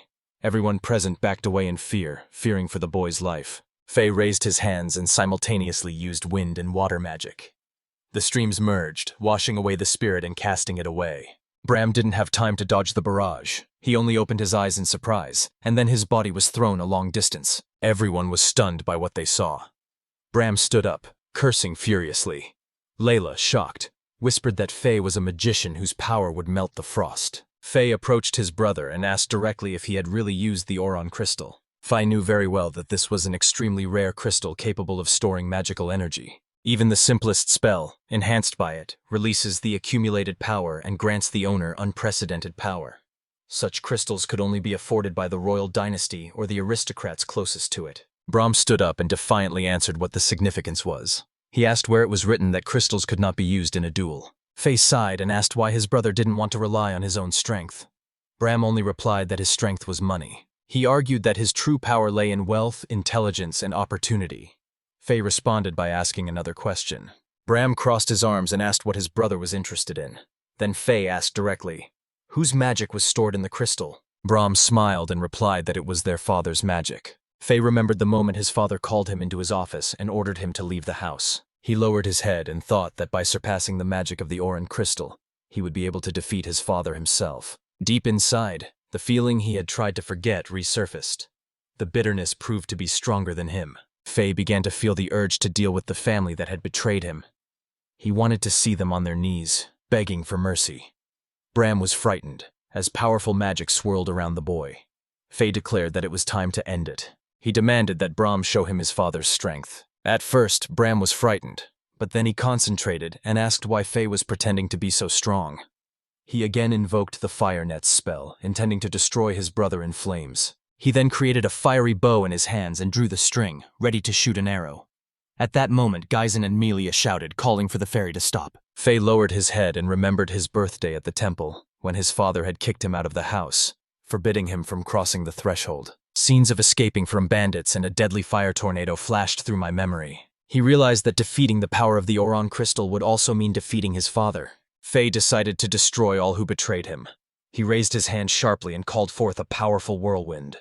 Bram smiled and fired an arrow, but the whirlwind swallowed it and continued its journey straight towards him.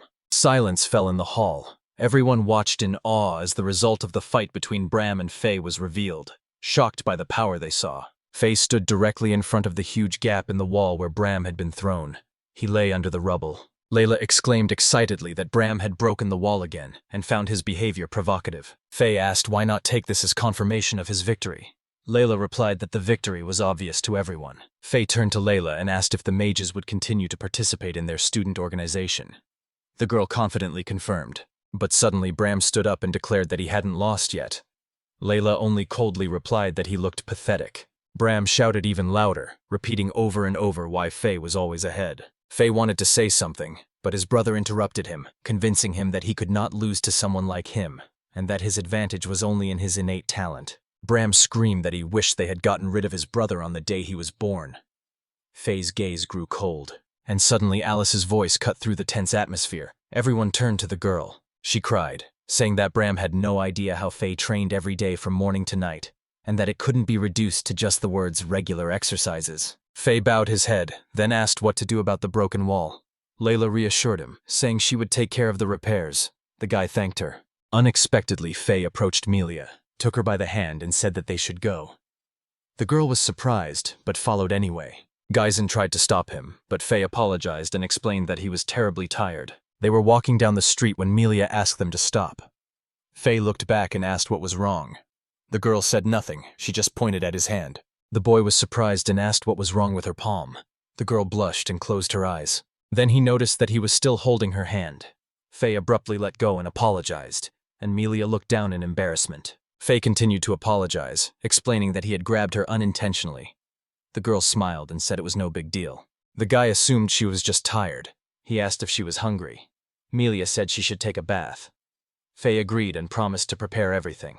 A few minutes later, Melia was standing under the shower, and Fay lay down on the bed to rest a bit. He buried his face in the pillow and began to beat it with his hands, scolding himself. He thought that the girl would think him strange. His thoughts returned to the recent duel. The boy realized that during the fight he had allowed hatred to control him, and admitted that he had not grown up at all. Lying on his back, he thought that in the end he was not much different from Brahm. Fay remembered his sister Alice telling him that he had been training for years.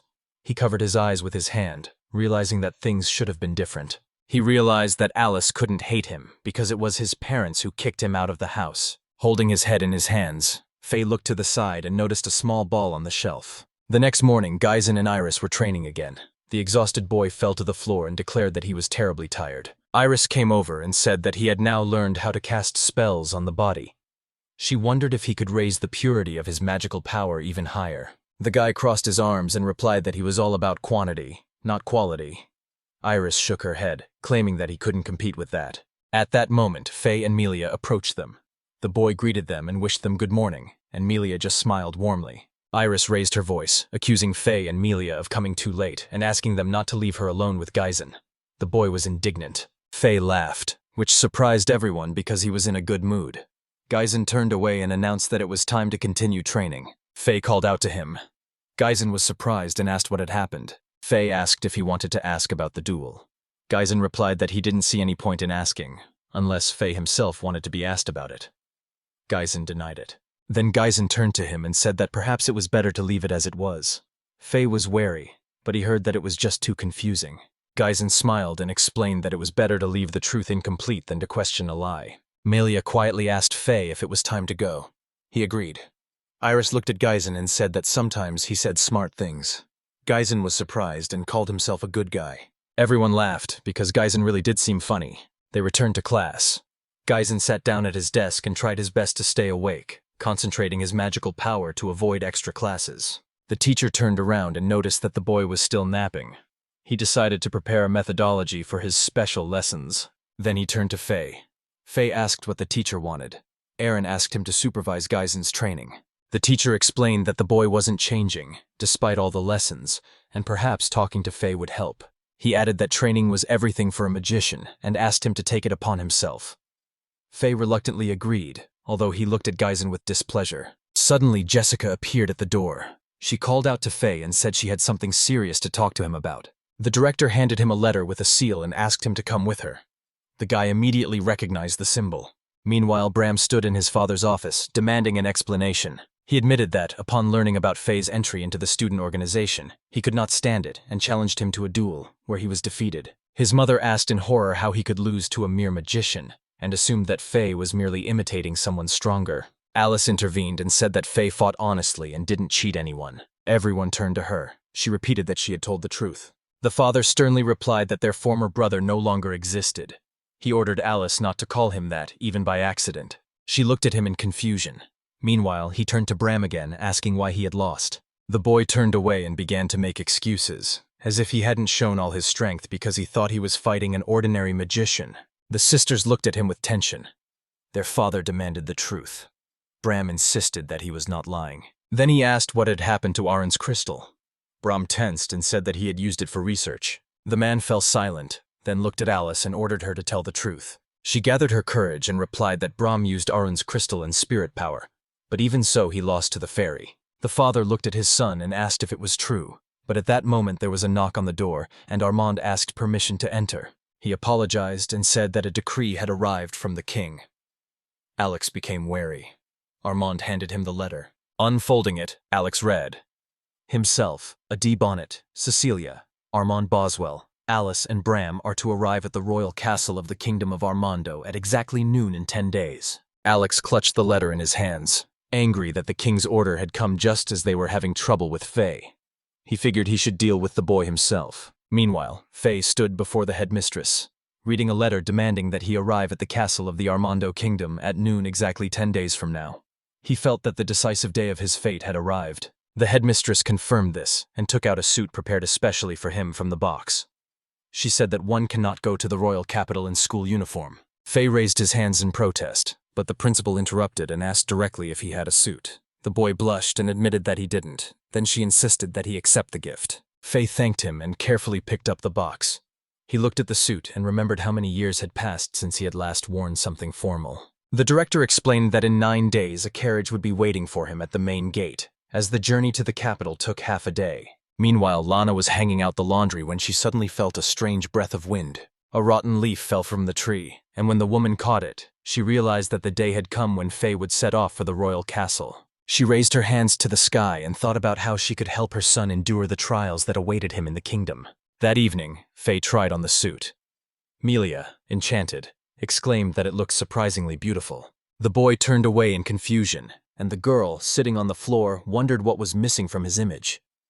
Fay looked at her questioningly. Melia got up, went over and tied his tie, saying that he couldn't leave without it. Fay blushed and asked to wait, but Melia abruptly backed away, crying out and apologizing. He assured her that nothing terrible had happened. The guy remembered that he would be in the capital for a few days and asked the girl to look after his room. Melia looked at him in surprise, and he added that she could feel at home here. Her confused blush frightened him. She sat down on the floor and quietly asked if he was confident, since he would definitely meet the Bonnet family in the capital. Fay understood everything silently. He smiled, sat down opposite her, and asked her not to worry. The next morning they left the building. Melia said it was time for her class, and Fay promised they would see each other again. She looked back as she walked to class, and, remembering their conversation about the Bonnets, she blushed and frowned. Then she glanced again at the fairy, who was walking away. Suddenly the girl called out and wished him luck. The boy looked back and smiled. Then he turned his head forward again, preparing to face his test. He decided it was time to get serious. Melia remained standing at the entrance to the school, watching him go by, and Fay approached the carriage. A man with glasses and a short girl were waiting near her. They bowed and called him by his last name, Bonnet. Fay looked up in confusion and asked who they were. The man introduced himself. He was the royal butler, Trent Mendez. Then the girl spoke, fumbling for words. Finally, she gathered herself and said that her name was Anna Mendez, and she was a maid. Fay noticed that they had the same last name and wondered if they were related. Trent confirmed, but explained that they are not related by blood, although they call each other brother and sister. He smiled and asked the fairy to be more lenient with Anna, because she was still very young. The girl also timidly asked for this. They all got into the carriage and set off for the castle. Fay, looking out the window, thought that even though he had been invited by the king himself, perhaps the monarch had no idea who he really was. Trent calms the boy down and says that upon arrival at the castle, they will conduct a check to see if he is really who they think he is. Fay asks warily what kind of test this is. Trent replies that there will indeed be a test, but he doesn't know what it will be. He just wonders if the boy remembers anything similar from previous visits to the palace. Fay assumes that it is a court magician who wanted to study his magical power. Trent nods and says that Aron's crystal with Fay's magic is still kept in the palace. The guy thinks about it. He knows full well that if another wizard tries to add power to the crystal, the forces will repel each other. But if it's him, there will be no repulsion, because his energy is already woven into the crystal. Anna began to doze off, her head resting on Trent's shoulder. The man tried to wake her up and apologized to Fay, but the boy just smiled and said it was a small thing. He was very tired from the journey himself. Suddenly, the scene where the little princess asked him to repeat the magic trick flashed in his memory. Fay agreed because it was Princess Lattice's order. She then raised her finger and sternly told him to stop addressing her formally. She asked him to simply call her Lattice. Fay threw up her hands, explaining that it would be disrespectful and insulting. But the girl just smiled and said that in that case it would be an order. If he refused, his father would arrest him for insulting him. Fay wondered how he could be arrested for such a small thing. The boy sighed dejectedly, but agreed anyway. Lattice laughed and said that she would forgive him this time, although he still needed to practice. Fay thanked him. She asked him again to show her the spell. The fairy created balls of water, and the princess, clapping her hands in delight, admired them. The boy smiled too. Then he broke the balls, and the girl laughed merrily, calling his magic amazing. Fay thanked her for her kind words. Suddenly, Lattice took his hands and begged him to teach her magic. Fay turned away and said he would be leaving the castle soon. She asked when he would return. Fay replied that he would appear after the contract with the spirit was made. Lattice exclaimed that they would then meet in 10 days. She shouted that it was a promise. The boy asked in surprise what it meant. Lattice raised her little finger and said that if he broke it, he would be forced to fulfill any wish she had. Fay asked why she was so eager for him to teach her magic, since a court magician would do it better. But the girl stubbornly declared that she only wanted him. The boy agreed, and she screamed with joy. A boy approached them. Lattice exclaimed with joy at seeing her brother and rushed towards him. Fay bowed and greeted Prince Julian. The girl immediately boasted to her brother that Fay had promised to teach her magic. The boy was stunned. Julian approached Fay and apologized for the trouble his sister had caused. Fay replied that it was no problem at all. The prince explained that he had been looking for him because it was time to leave. Fay bowed and thanked him for the message. Julian thanked him as well. Lattice hid behind her brother, then blushed and shouted that Fay had to keep his promise. The boy just smiled and confirmed that he would teach her. The carriage continued on its way. Trent looked out the window and said that it seemed they had arrived. Fay opened her eyes and saw an incredible view before her. They reached the capital of the kingdom of Armando. The boy looked at the grandeur of the city with admiration, while Trent and Anna smiled. Fay noted that even despite the weather, the city remains crowded and bustling. A crowd had already gathered around the carriage. People were looking at the arrivals and enthusiastically discussing the magnificent royal carriage. Fay felt uncomfortable under these stares, but Trent explained that it was only because they had arrived in the royal carriage. The carriage entered the castle grounds. Everyone got out, and Trent asked Fay to follow him. The boy was sitting on the sofa when Anna brought him tea. But she tripped, and the cup started to fall off the tray. Trent reacted with lightning speed and managed to stop the cup from falling. He apologized to the boy, and Fay just nodded that nothing bad had happened. Fay says nothing bad happened. Anna thanks Trent for his help, and the guy looks at her in surprise, not understanding what exactly she meant. The door to the room where Fay was sitting opens. He is called, and he immediately looks at the people who have entered. It is Lattice and her brother Julian. Lattice burst into tears and rushed to the boy. She hugged him, saying that she missed him so much, and Fay didn't even have time to react. The boy glanced at Julian, who covered his face with his hand and looked a little embarrassed. This made Fay even more confused. Julian said he understood that after so many years they wanted to enjoy their reunion. But he immediately reminded them that they had to resolve the issue of Aaron's crystal. Fay agreed. Trent brought the crystal and handed it to the boy. Fay reached out, filled it with her magic, and the crystal lit up, radiating power. Julian happily confirmed. The crystal had responded, so everyone had witnessed that Fay was indeed a member of the Bonnet family. Lattice beamed with happiness, convinced that he couldn't lose to the demon. Then the fairy was led through the corridors of the castle. Trent said that the day had been tiring and advised him to rest. He took the boy to his chambers. Suddenly another door opened and the entire Bonnet family came out. Fay froze at the sight of her parents, sisters, and brother. His relatives looked at him with coldness and hostility. Fay's memory immediately flashed back to the moments when he was kicked out of the house. He looked at his father and said that it had been a long time. But the man replied that he was too busy to remember every commoner. Fay asked if Alex had heard anything about the commoner who was his son, and if he remembered his own deed. Alex was indignant and thundered, how dare he talk like that. The boy looked ominously at the entire family, realizing that his father really did see him as nothing more than a stranger now. Somewhere deep down, he still hoped that his father regretted what he had done, but had overestimated his humanity. There would be no more mercy. Anna quietly asked Fay if he was okay. The guy smiled and replied that everything was fine. Trent and Anna bowed, emphasizing that he was very tired, and pointed to the room. Fay thanked him and went inside, closing the door. Anna told her brother that she was worried about the boy. Trent was worried too, because Fay had been through so much in his 13 years. He sincerely hoped that nothing would happen to him. Fay lay down on the bed, but he couldn't sleep. It felt like it had happened before. He remembered the first time he had stayed in the royal castle 8 years ago. At that time, he had stood at the window and looked out. There he saw Lattice, shivering from the cold. The boy ran out to her. Fay immediately threw the cloak over the girl's shoulders. She recognized him and frowned, and he was embarrassed.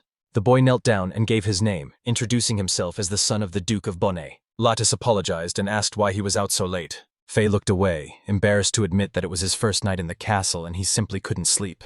He added that he had seen her from the window and decided to come over. Lattice laughed. Then he asked her why she was here. The girl replied that she just wanted to escape from strangers. She said it happened every day. She was tired of being in a crowd. She thought it was pointless. Lattice raised her head to the sky and added that when she looked at the stars, she forgot about all the little things. Fay nodded and said that he understood her feelings somewhat. After all, as the eldest son of the Duke, he too was constantly surrounded by flattery. Both he and she knew perfectly well. All praise sounds insincere, because people only seek to benefit. Lattice looked at the boy in surprise and asked if he really felt the same way. Fay was at a loss for words, unsure of how to respond. He said sheepishly that he probably didn't really think that way. He admitted that he always felt pressured to be called a prodigy. Lattice asked if there was anything he really wanted. Fay was surprised and asked what she meant. The girl repeated the question again. The boy thought for a moment, then smiled and replied that he wanted to live up to his parents' expectations. Lattice looked surprised and asked again. Fay didn't understand why her reaction was so sharp. She hadn't expected to hear something like that at all. The girl stood up and said that she really just wanted to be with her lover, to walk with him. Fay asked if that was really what she wanted. It seemed both simple and complicated to him. Lattice leaned over, closed her eyes, and began to shiver, saying she was cold. The boy approached and used fire magic to warm her. Lattice felt the warmth and asked in surprise if it was really fire magic. Fay asked if this was her first time seeing magic. She replied that she had, but only from a distance. Lattice asked what she wanted to be to her. Fay didn't understand the question, and she explained that she meant their relationship. The guy was still lost. Then Fay seriously said that he would like to be a friend to the princess and hoped for her support in the future. Lattice was surprised, then laughed, stating that no one talks so strangely. Fay asked her confusedly what she meant.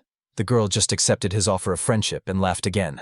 The boy remembered her laughter during their first meeting in the garden of the royal castle 8 years ago. He realized that his memories had long since lost touch with the present. The world around him had completely changed, although he himself, in his opinion, remained the same. As Fay left the room, she saw Lattice by the fountain.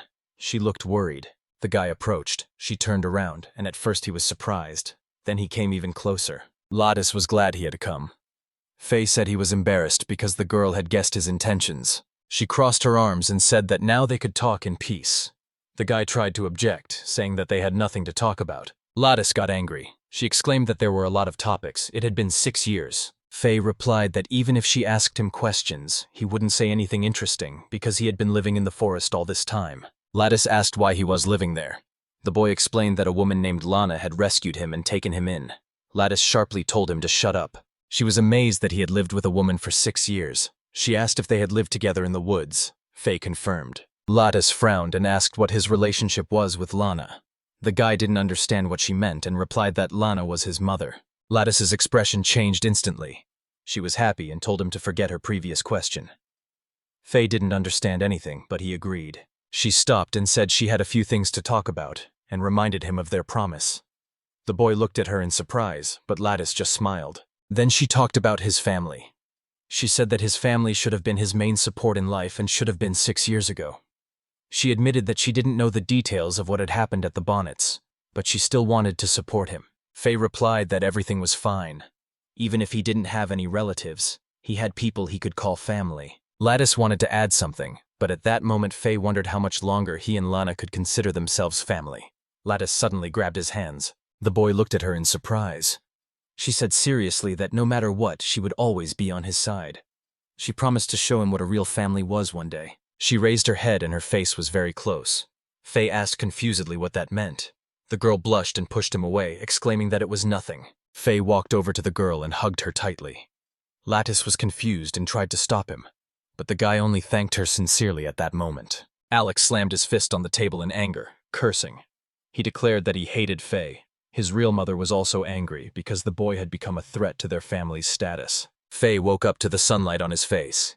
He automatically muttered, Good morning, Melia. But at the same moment he realized that he was not at school, but in the royal castle. It was strange to him that the feeling of Melia's presence next to him in his dreams had already become almost familiar to him. Suddenly there was a knock on the door and someone asked if he was awake. The boy was scared at first, but when he got to the door, he saw Anna. He greeted her and wished her good morning. The girl asked if he wanted to have breakfast. Although Fay had already had a snack, he didn't refuse. Soon Fay was sitting at a table laden with various delicacies. Trent stood nearby and asked what the boy's plans were after breakfast. Fay thought for a moment and didn't answer right away. Anna carried a tray of food. Fay remembered out loud that the audience was still a few hours away. He knew he could have even left the castle, but Trent apologized and asked him to stay inside. The boy thought again. Fay asked if there was a place in the castle where magic was allowed to be practiced. Trent agreed to take him there after breakfast. At that moment, Anna ran up and tripped again, dropping the tray with the cup of tea. Trent led the boy to the door and explained that it was the entrance to training room number 2, where he could safely use magic. Fay thanked him. Trent bowed and said he would leave him alone so as not to disturb him. Fay went inside and began to use magic, first deciding to enchant her own body. Trent, before leaving, noticed his training and was impressed. Using extra system magic to strengthen the body without spells is extremely difficult. Meanwhile, Fay wondered what would happen if he had to fight Alex. He knew this wouldn't be like a duel with Brahm. He remembered the power of the 5 imperial beasts. The boy thought it was a delusion. He remembered that he was unable to control their power, so he sealed it away. He could not rely on it arbitrarily. He cursed in despair. Suddenly, Lattice entered the training room. She greeted him. Fay asked in surprise what she was doing here. The girl replied that she had come in by accident. The guy couldn't believe how something like this could happen. Lattice smiled and asked if he really decided to train. Fay replied that he had too much free time. She looked closely and asked if he was okay. Then she smiled again and asked to show her a trick with water balloons. The boy remembered this simple trick and asked if she could repeat it herself.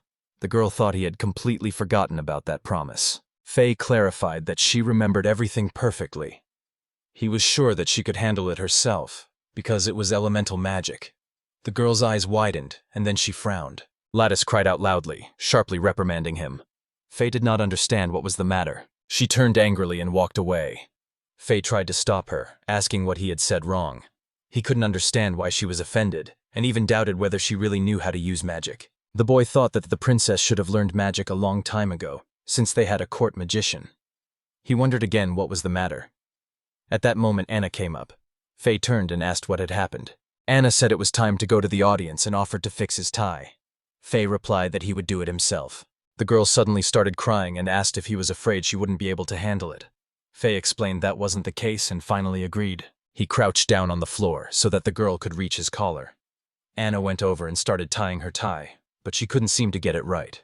She tried different options. Finally, after several attempts, she exclaimed happily that she had succeeded. Fay thanked her. But suddenly Anna jumped up and shouted that she had forgotten her perfume. Fay tried to stop her, but he couldn't. Trent went over to the boy and helped him with his tie. He apologized for Anna. Fay replied that nothing bad had happened. Anna ran out and returned with a bottle of perfume. Trent closed his eyes and said bitterly that the girl had brought ordinary oil instead of perfume. He wondered how she could have made such a mistake. He called Anna and announced that they would go looking for spirits together. Anna, smiling, asked the fairy to wait a little longer. Fay looked at her in surprise, but agreed.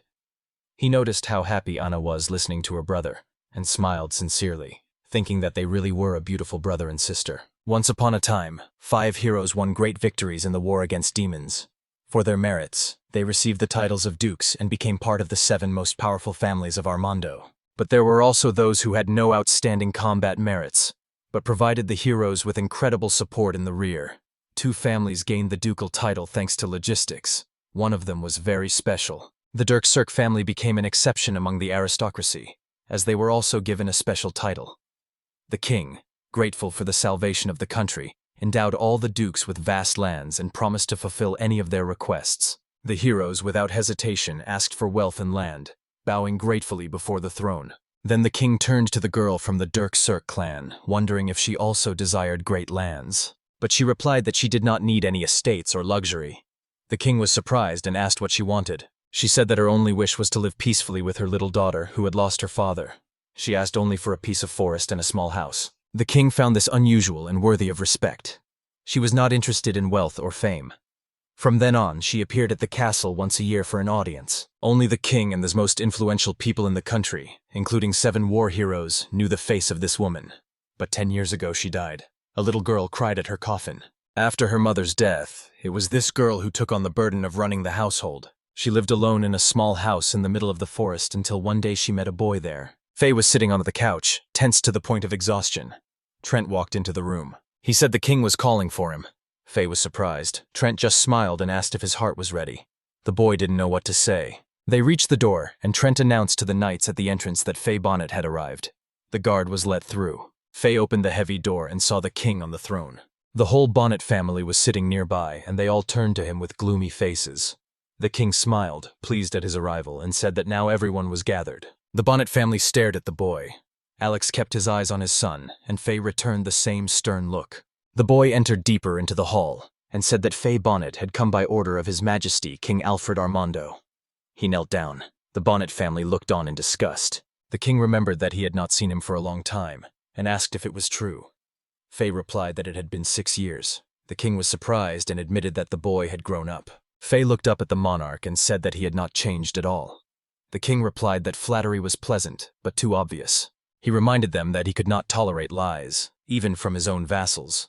So now that everyone was gathered, he wanted confirmation that Fay was indeed a Bonnet. The king announced that he also needed to decide the punishment for the Bonnet house and determine the fate of the fairy himself. He started with the latter, declaring that from now on Fay officially became Fay Dirk. The boy thanked the king. At that moment, Alex stood up and objected, stating that Fay belonged to the Bonnet family and only they could decide what to call him. The king thought for a moment and asked if the Alex family would resort to secret murders and false testimony again. Alex began to make excuses, but the king replied that until now the authorities had turned a blind eye to the arbitrariness of the aristocrats, but this matter went beyond all limits. He condemned Alex for false denunciation and asked him directly whether such actions could be considered treason. Alex was initially speechless by these words, but within seconds, Alex was talking about how their ducal family had to be strong. He believed that was why they had to get rid of the weak ones who were dragging the family down. That was his family policy. The king asked if such a harsh policy really prevailed in the Bonnet household. And even if he accepted Alex's words, he could not close his eyes to false testimony. Alex tried to justify himself, but the king abruptly interrupted and asked how one could call someone who defeated Bram in a duel weak. Alex struggled for words again, but to no avail. The king told him that the title of Duke was bestowed by force. He asked if it would be better for Fay to inherit the title instead of Bram. Alex became furious and declared that Bram had only lost through carelessness, not lack of strength. He was convinced that in the future his son would become a spiritual mage equal to himself. He argued that to pass the title to a weaker one would be to degrade the very title of Duke. The king remarked that this was only a hypothesis. But if Alex himself admits that the next Duke should not be weaker, does that mean that he should surpass his own strength? Alex had to agree, and suddenly he exclaimed that Fay would never defeat the spirit hunter. The king raised an eyebrow in surprise and asked, "Why not arrange a duel between them then?" The door opened and a girl entered the hall. Fay turned and froze in surprise. The king laughed softly, noting that it was a strange day. She had come even though it was not the beginning of the year. He called her Lady Lana. The girl saw Fay and waved at him. The boy couldn't understand what his adoptive mother was doing here at such a moment. Lana came over and hugged him, saying that he made her happy. Fay was embarrassed and asked him to stop because the king was nearby. She just laughed, calling him shy. The king and prince glanced at Letissa, who was barely holding back her anger as she looked at Lana and Fay. The boy blushed even more. Then the king coughed, urging everyone to calm down, and asked why Lana had appeared in the palace. She was embarrassed and said that she wanted to see her son.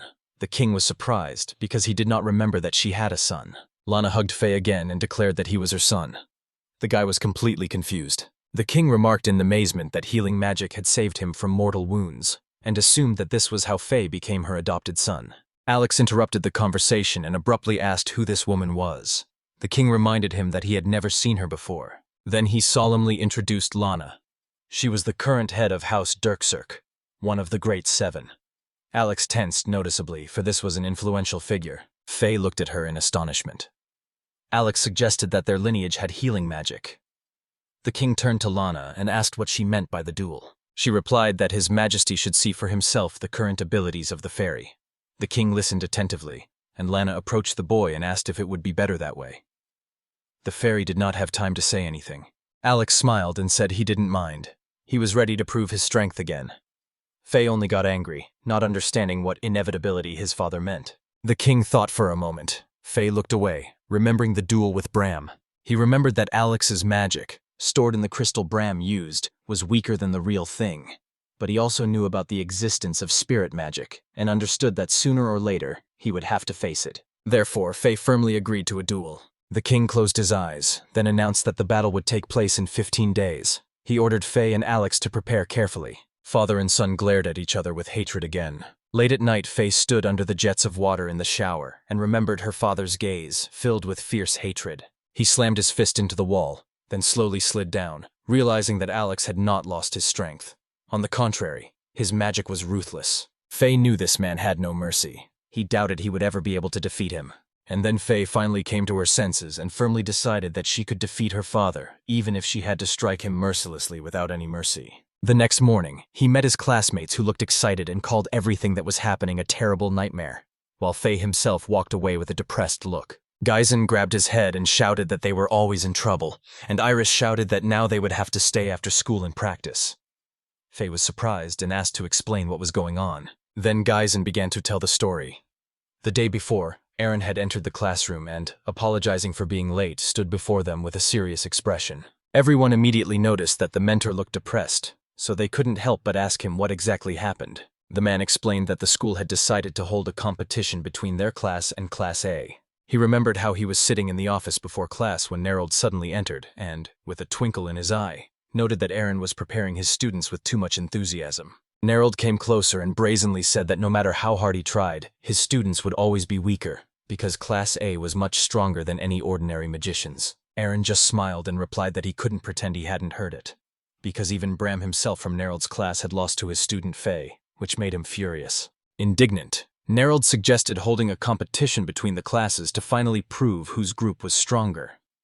Aaron cautiously asked what exactly he meant. Nerold stated that this will be a team fight, where each participant will show their skills, and the winner will be determined in a fair clash. When Aaron hesitated, his opponent began to mock him, saying that he was just afraid, and that if he knelt down, he would be forgiven. Aaron couldn't stand it and got angry. In the end, they agreed. It would be a team fight, and the first fighter from their class would be Fay, who had already proven his strength. Then Iris began to tell how the mentor had emphasized to her and Geisen that they got along well with Fay, and therefore they should help each other, because without teamwork there is no way. Iris and Geisen theatrically fell to their knees and confirmed that this was exactly what had happened, while Fay only sighed, finding these conversations extremely boring. Iris added that she guessed who would be the participants from Class A, because it was easy to predict. Prim mockingly asked if this meant that Class E would really fight Class A, and asked them not to make fun of them. Geisen said he heard that Class A would be represented by Bram Bonnet, Alice Bonnet, and Stroff Carnell. Iris spread her hands and said that Nerold had only caused Aaron problems, as Fay had recently returned from the royal castle and was probably exhausted. But Fay, after thinking a bit, objected. He wasn't tired at all, but on the contrary, he thought it would be a great workout for him. Geisen raised an eyebrow, wondering what exactly he was talking about, and Iris wanted to know what had happened at the castle, while Melia just looked at Fay and thought how cute he was. Geisen turned to Iris, asking who Stroff Carnell was, but she didn't know either. Fay only pointed out that regardless of the opponents, they would have to give it their all. After class, the classmates gathered in the training hall. Fay said that first of all, Iris and Geisen had to learn to work together.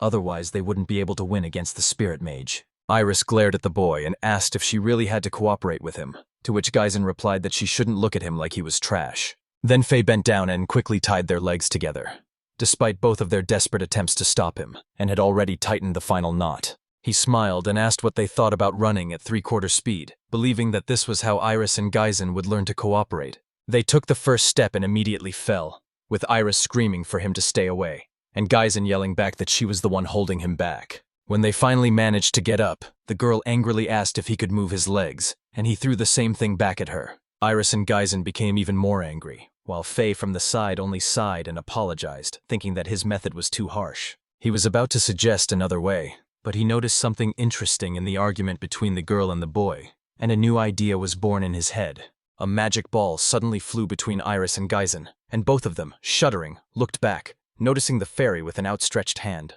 Iris immediately pointed at him and shouted that it was extremely dangerous, while Geisen demanded an explanation, but Fay calmly replied that he had done nothing. He just wanted to see if they could handle the surprise, and added that they had managed without any problems. Iris emphasized again that it was too dangerous, and Geisen grumbled that if that bullet had really hit them, everything could have ended tragically.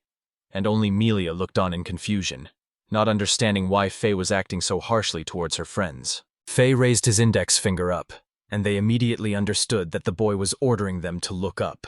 When Iris and Geisen looked up, they saw a multitude of fireballs flying at them, and they quickly joined forces, building a powerful wall of water in front of them. Fay was at first surprised by their coordinated movement, then laughed and exclaimed that they complemented each other perfectly, even though they argued constantly. Meanwhile, Bram and Alice were leaving school, and Bram, looking back, sternly told his sister not to do anything foolish. He added that he was destined to fight Fay, and wondered if Alice would be able to work in tandem with Struff. The girl asked if their brothers would really meet in battle again, but Bram did not explain, and only demanded an answer. Alice looked up and said softly that she understood, then lowered her head, following her brother obediently, who impatiently ordered her to quicken her pace. She balled her hands into fists and insisted that it wasn't true, but Bram asked contemptuously if she had any emotional problems. He began to wonder if he himself was suffering from something similar, but immediately dismissed the thought, convincing himself that the cause was not the fairy. In trying to understand his own unease, he wavered between hatred and envy of Alice, and finally admitted that it was envy, although he did not understand why. Alice stumbled behind, trying to figure out what to do, her legs becoming like stone. She stopped and raised her head, sensing something strange. But Bram turned sharply, ordering her to waste no time, so the girl bowed and mumbled an apology. Bram was confused, not understanding his sister's behavior, and she suddenly ran away, shouting that she had unfinished business and asked him to go on without her. Meanwhile, Geisen and Iris, stunned by the fairy's ordeal, asked him if it was all true. He confirmed it and warned them to be careful, as Alice's abilities far exceed Bram's. And at that very moment, Alice ran up to them, immediately attracting all their attention. Fay looked at her sister in confusion, as she tried to say something. Geisen and Iris walked away, leaving them alone, and Fay heard her friend explain that they had other things to do, and Iris excused herself and left as well. The boy was left alone with Alice. He was about to leave, but she stopped him and asked him to stay, at least for a short conversation. At first he refused, thinking it was absurd, but finally he hesitantly agreed for a few minutes. Alice smiled, and he wondered why it was so important for her to talk to him now. She asked if he was really going to take part in the competition. Fay confirmed and asked the same question. Alice nodded and admitted that she was taking part herself, although she didn't understand why she had been chosen. Fay thought that perhaps the girl was too shy, although he knew that her abilities were much higher than Bram's. Alice noticed that he called her classmate, not sister, and although it hurt her, she was still glad that he had agreed to at least talk. Fay asked her not to worry, and promised that he would not allow himself any unnecessary emotions during the competition. Then Alice asked directly if he really intended to win, and he firmly replied that that was exactly what he wanted. She nodded in understanding and asked if that meant they would have to fight each other. Fay hesitantly confirmed, and the girl, with a gloomy look, promised that she would do everything to win. Fay stared after her in surprise, not expecting such determination, but Alice quickly bowed and ran away, leaving him blushing and confused. The next day, Iris, Geisen, and Fay met at a coffee shop. He was looking at the menu and wondered what strategy they were going to discuss. Geisen took a sip from his glass and asked if it was true that the students from Class A were all spirit mages, because then it would be impossible to defeat them by force, and he himself did not want to cooperate with Iris, so their chances looked bleak, which made Iris indignant. Iris smiled and said with irony that she didn't expect Geisen to be so cool-headed and reasonable, because she thought he had lost his brains long ago, which immediately angered the guy.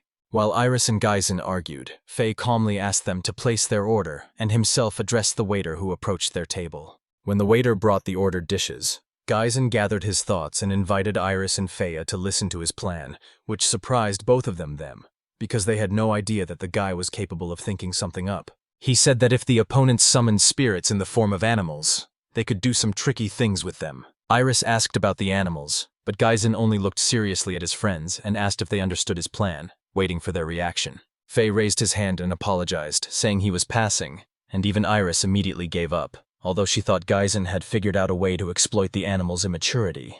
but she couldn't figure out what the trick was. Geisen smiled contentedly and promised that he would still tell them what tactics he was going to use in battle. His plan was all about bait, and those words made Fay almost choke on his drink, and Iris's eyes widened in surprise. The girl asked what he meant by bait, and Geisen explained that they would throw food at the spirits to distract them, while they focused on the magicians themselves, because, in his opinion, spirits were animals, and therefore stupid and easily led astray. Fay closed his eyes, losing hope, and Iris sharply replied that the only one who was not far-sighted in this room was Geisen, which angered him even more. He was indignant. But Fay sternly explained that spirits were not at all interested in human food, to which Geisen stubbornly declared that animals were animals after all. Fay patiently clarified that most spirits feed solely on magical energy received from the mage, so they are indifferent to food, and his plan is doomed from the start. Iris added that if Geisen didn't nap in every lesson, he would at least know such basic things. She also jokingly said that it would be more effective to use Geisen himself as bait than a plate of food, and this caused a real explosion of indignation in him. Fay thought about Iris's words and admitted that the idea did indeed make sense, which finally drove Geisen to fury. Iris and Geisen began to demand explanations, and Fay urged his friend to calm down and listen carefully to his further reflections. He said that he had been observing them for a long time and could see the difference perfectly.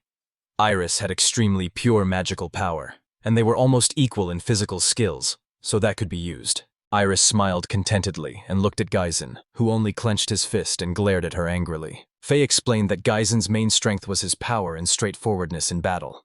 The boy asked in surprise what that meant. Fay emphasized that Geisen works best in a frontal attack, while Iris, thanks to her agility, should come from the rear, creating the necessary pressure on the opponent. Geisen didn't believe it and asked if Fay was joking, but Fay confidently replied that this was their only chance and asked if they were ready to train. He explained that Geisen must attack from the front, and he himself would take on all the spells, to which Geisen squinted suspiciously, believing that he was being deliberately provoked. Iris thought about it and said that with this tactic, they would be able to focus on only one opponent. Geisen added that then it would seem as if Fay would be fighting two people at once, and he calmly confirmed this. However, he immediately clarified that he would actually only be dealing with one opponent, which raised even more questions in Iris. Fay explained that Bram was too proud and would not allow Alice to interfere, so he would send her to support Struve Carnell or leave her alone. Iris remembered him saying Alice was stronger than Bram, but Fay replied that Struve Carnell was definitely weaker than the Bonnet family. He emphasized that it was Alice who was the most dangerous because of her unpredictability,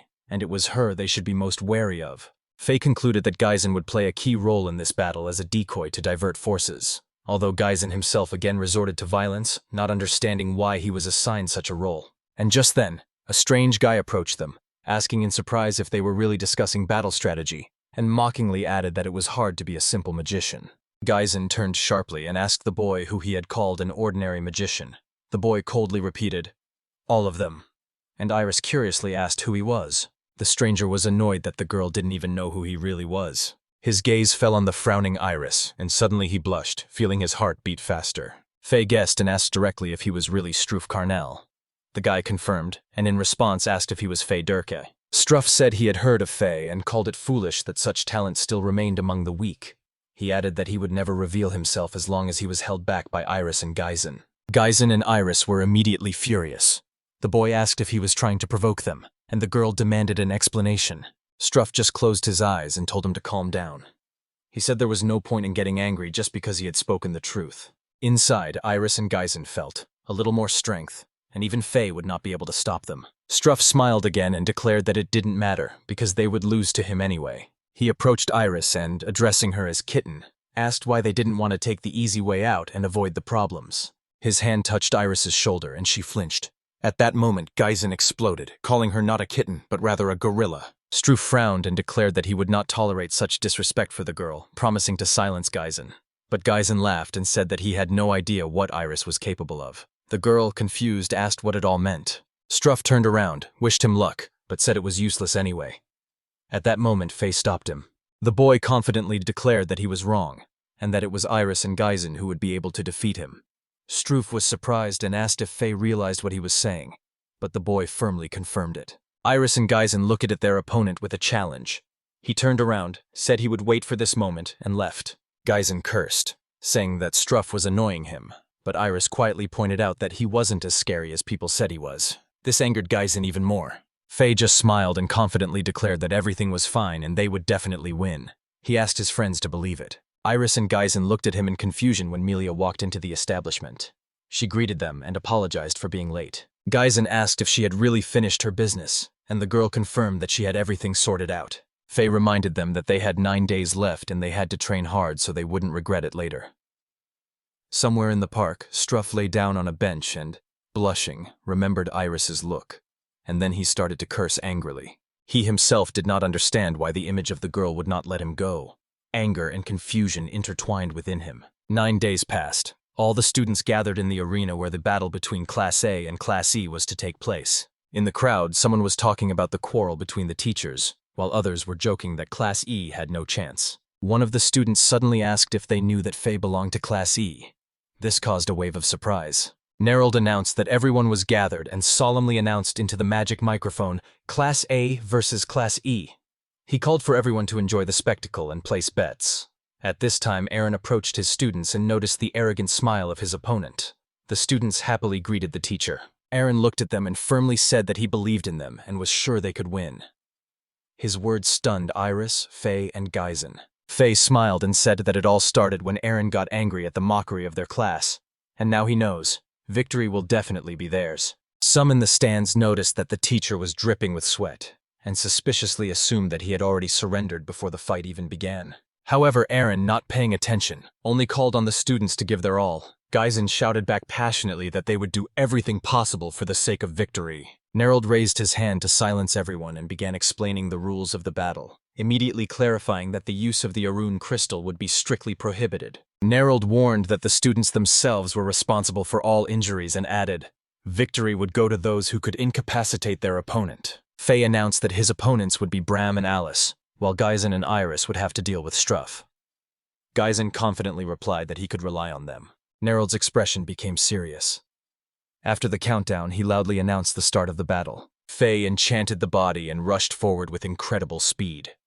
Struff was completely confused. A clay shield grew in front of him, and the boy was forced to stop abruptly. Bram smiled ominously and said that his brother had come after all. Now there was no turning back. Fay replied that she would be his rival, as he had wished. Struff realized that Iris and Geisen would be waiting for him. Iris and Geisen rushed to the attack, but Struff mockingly declared that they were too weak and their numbers would make no difference. Geisen snapped that they shouldn't be underestimated, and Iris added that it was time to teach the impudent a lesson. Struff began to make a contract with the noble spirit. Iris shouted that she would not allow this and showered him with fireballs. But the boy ordered the spirit to absorb his power and smiled smugly. Suddenly, water balls appeared around him, protecting him. Iris and Geisen turned to see Alice helping Struff. Fay couldn't believe her sister had taken his side. Meanwhile, Struff completed the contract and raised his hand, summoning lightning with the Thunder Spear spell. Fay immediately fired a fireball at her sister. Alice turned around and stopped him, covering him with a water ball. Fay watched her closely and recognized that she was indeed incredibly strong. He had seen her block 6 of his attacks with 12 water cannons. Her ability to instantly assess an opponent's strength and return a blow twice as strong was impressive. Fay understood that if Alice considered someone a threat, she would support anyone to survive. Bram was furious and ordered his sister to leave. He demanded that she help Struff. The girl was confused. Fay launched a magical charge at her, not wanting to allow her to betray him. Alice froze, looking at her brother. Fay knew he had to fight both Bram and her, or he would lose everything. Meanwhile, Geisen asked Iris if she was ready. She confirmed that it was all up to him. Struff asked cheekily if they were going to attack, and blushed, thinking that Iris looked cute when she was angry. Iris shouted at him not to even hope. At that moment, Struff ordered the spirit to use Thunder Needle. Geisen charged straight into the lightning barrage and shouted, "This will prove who's really weak here."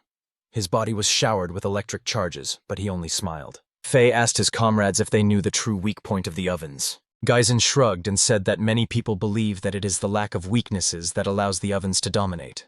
Fay agreed that this was a common belief, but the next moment he refuted it. The real weakness of ghosts is that a spirit uses magic for them. Geisen exclaimed that this was more of an advantage, as their strength was superior to ordinary mages, which was why it was difficult for them to defeat. Fay objected. Due to the excessive power of the spirits, there is one gap that they cannot fill. He explained that when a magician uses the power of the spirit, he himself cannot use other spells unless he has special artifacts. Fay added that the moment a ghost relies solely on the spirit, He becomes vulnerable because he is too confident in his superiority and loses his vigilance. At this moment, Geisen suddenly cast a fire wall spell. A wall of fire grew in front of him, a mid-level magic that he was still too inexperienced with. Struff couldn't believe Geisen could put up a wall of fire. But Geisen wasn't going to stop him. He only needed a moment. He decided to squeeze everything he could out of time and direct the power of the spirit exclusively on himself. At that moment, Iris jumped out from behind Geisen and fired a series of fireballs at Struff. Bram responded with a flame arrow aimed at Fay, but Fay managed to block all of his attacks. He thought that if Bram continued to cast his spells thoughtlessly, victory would come naturally. It seemed too easy. But suddenly a water spear flew out of his hand.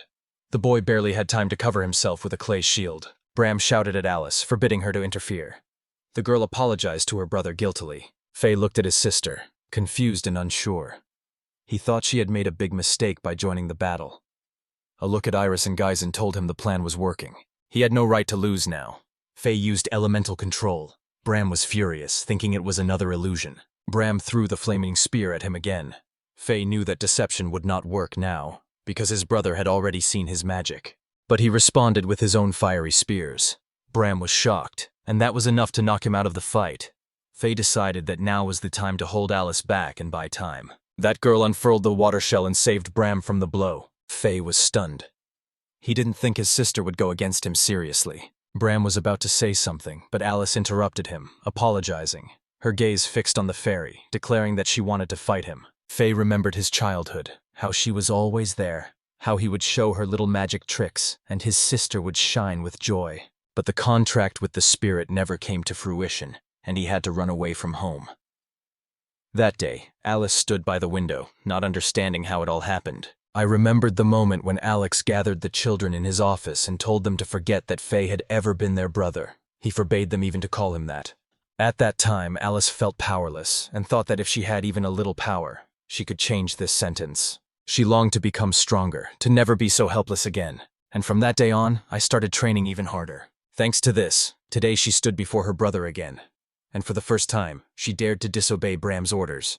She wanted to test her own strength and for Fay to see it. Bram laughed and told her not to make him laugh.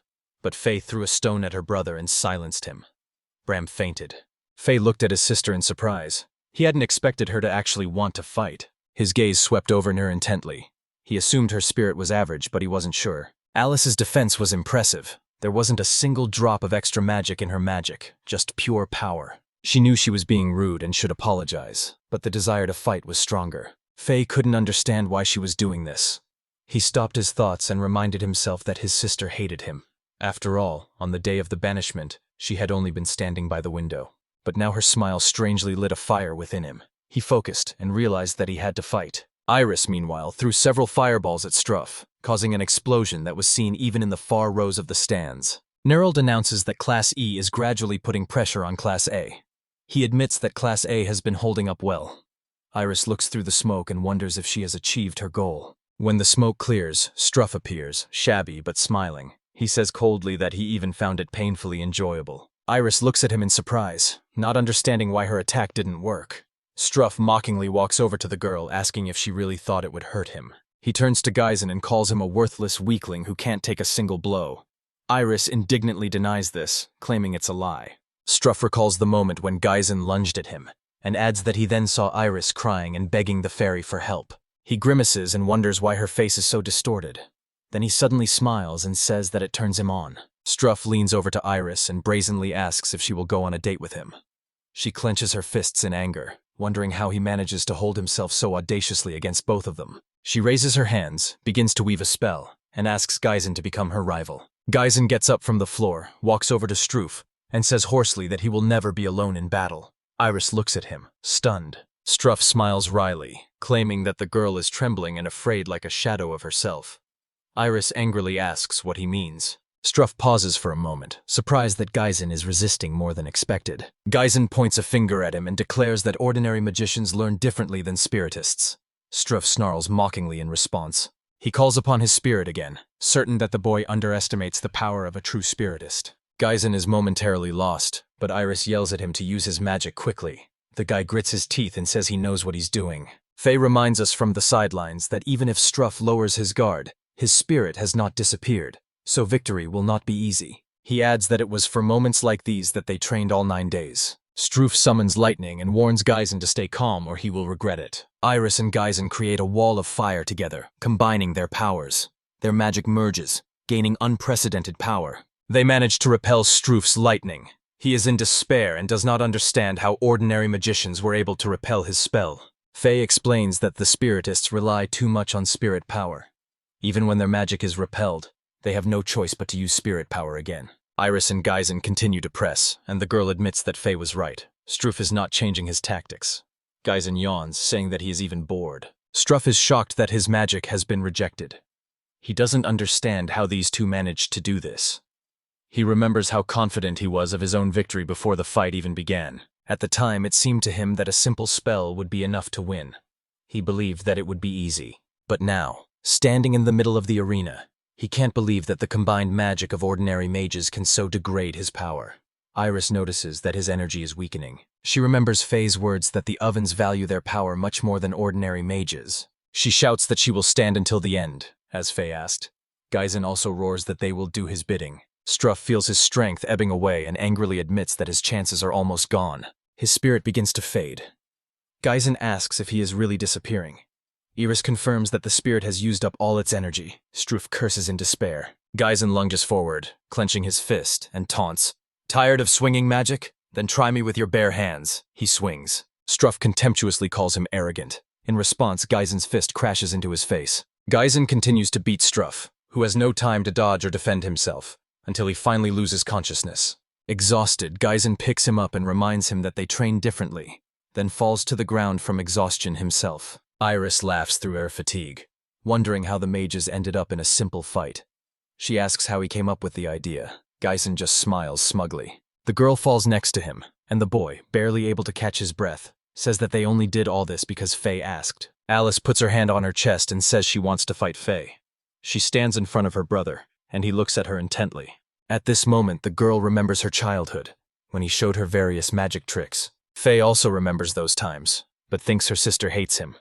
However, the girl looks at him with a smile. Suddenly, Fay soars upward, preparing to attack her sister, deciding she will not spare her. He strengthens his body with a spell, and Alice raises a wall of water, which he hits with his palm. Then Fay steps back and summons a lightning ball. Alice throws up her hands and curses, bouncing off the water spheres. She showers him with water balloons again, and Fay throws back several fire spears. He dodges her attacks, amazed at how quickly and smoothly his sister casts spells. Finally, Alice falls to her knees, exhausted, but with a smile. She acknowledges that her brother is truly strong. She stands up and starts the water, shouting that she won't give up. Fay looks at the drops, perceiving them as bullets. He reaches out and launches a stone ball, but it shatters into countless fragments in midair, shattering into droplets with incredible precision. Alice is amazed. It's incredibly difficult to destroy a stone ball, but Fay used it to make a flawless counterattack. She mentally admits that he's incredible. Fay realizes that the quickest way to defeat him would be with a wave of flame, but this magic would take too much strength, and he cannot afford to be exhausted. Alice wants revenge. She is sure that this time she must win. The girl showers him with a hail of water arrows, and Fay admits that she has reached an astonishing level of mastery of magic. He dodges and curses to himself, realizing that getting closer will be difficult. Alice continues her attack relentlessly. Fay knows that manipulating the elements consumes a huge amount of energy. It would be foolish to risk it against his sister, whose magic is still improving. He decides to attack from a distance. The students in the stands froze, watching the fight between Alice and Fay, not believing that this was a freshman fight. Alice feels that even Fay can't easily break through her water shell, yet he casually blocks her magic. No matter what she does, she is not sure she will win.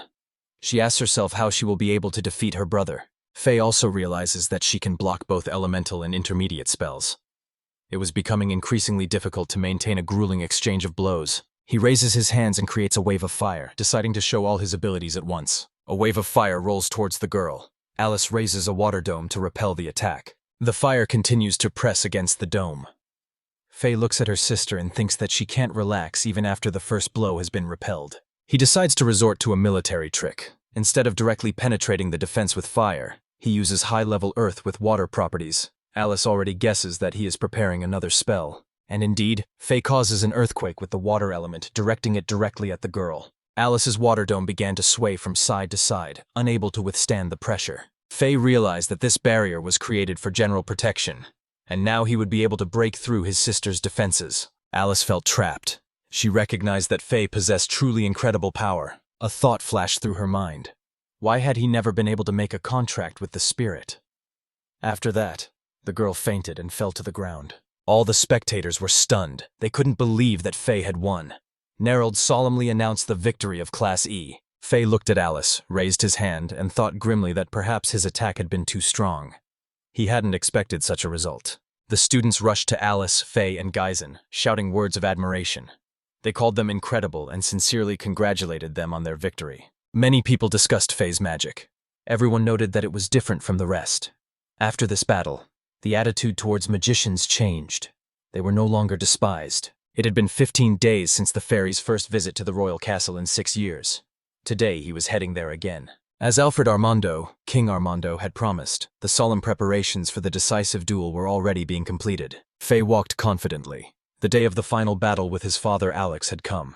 Guests were being received in the royal castle. All the noble aristocrats were heading to the hall where the duel was to take place. Lana sat in the hall, clasping her hands, and said that this day had finally come. She had been worried about her son. The king, surprised, reminded her that she had been the one who had started this whole thing. Lana asked why so many people had gathered.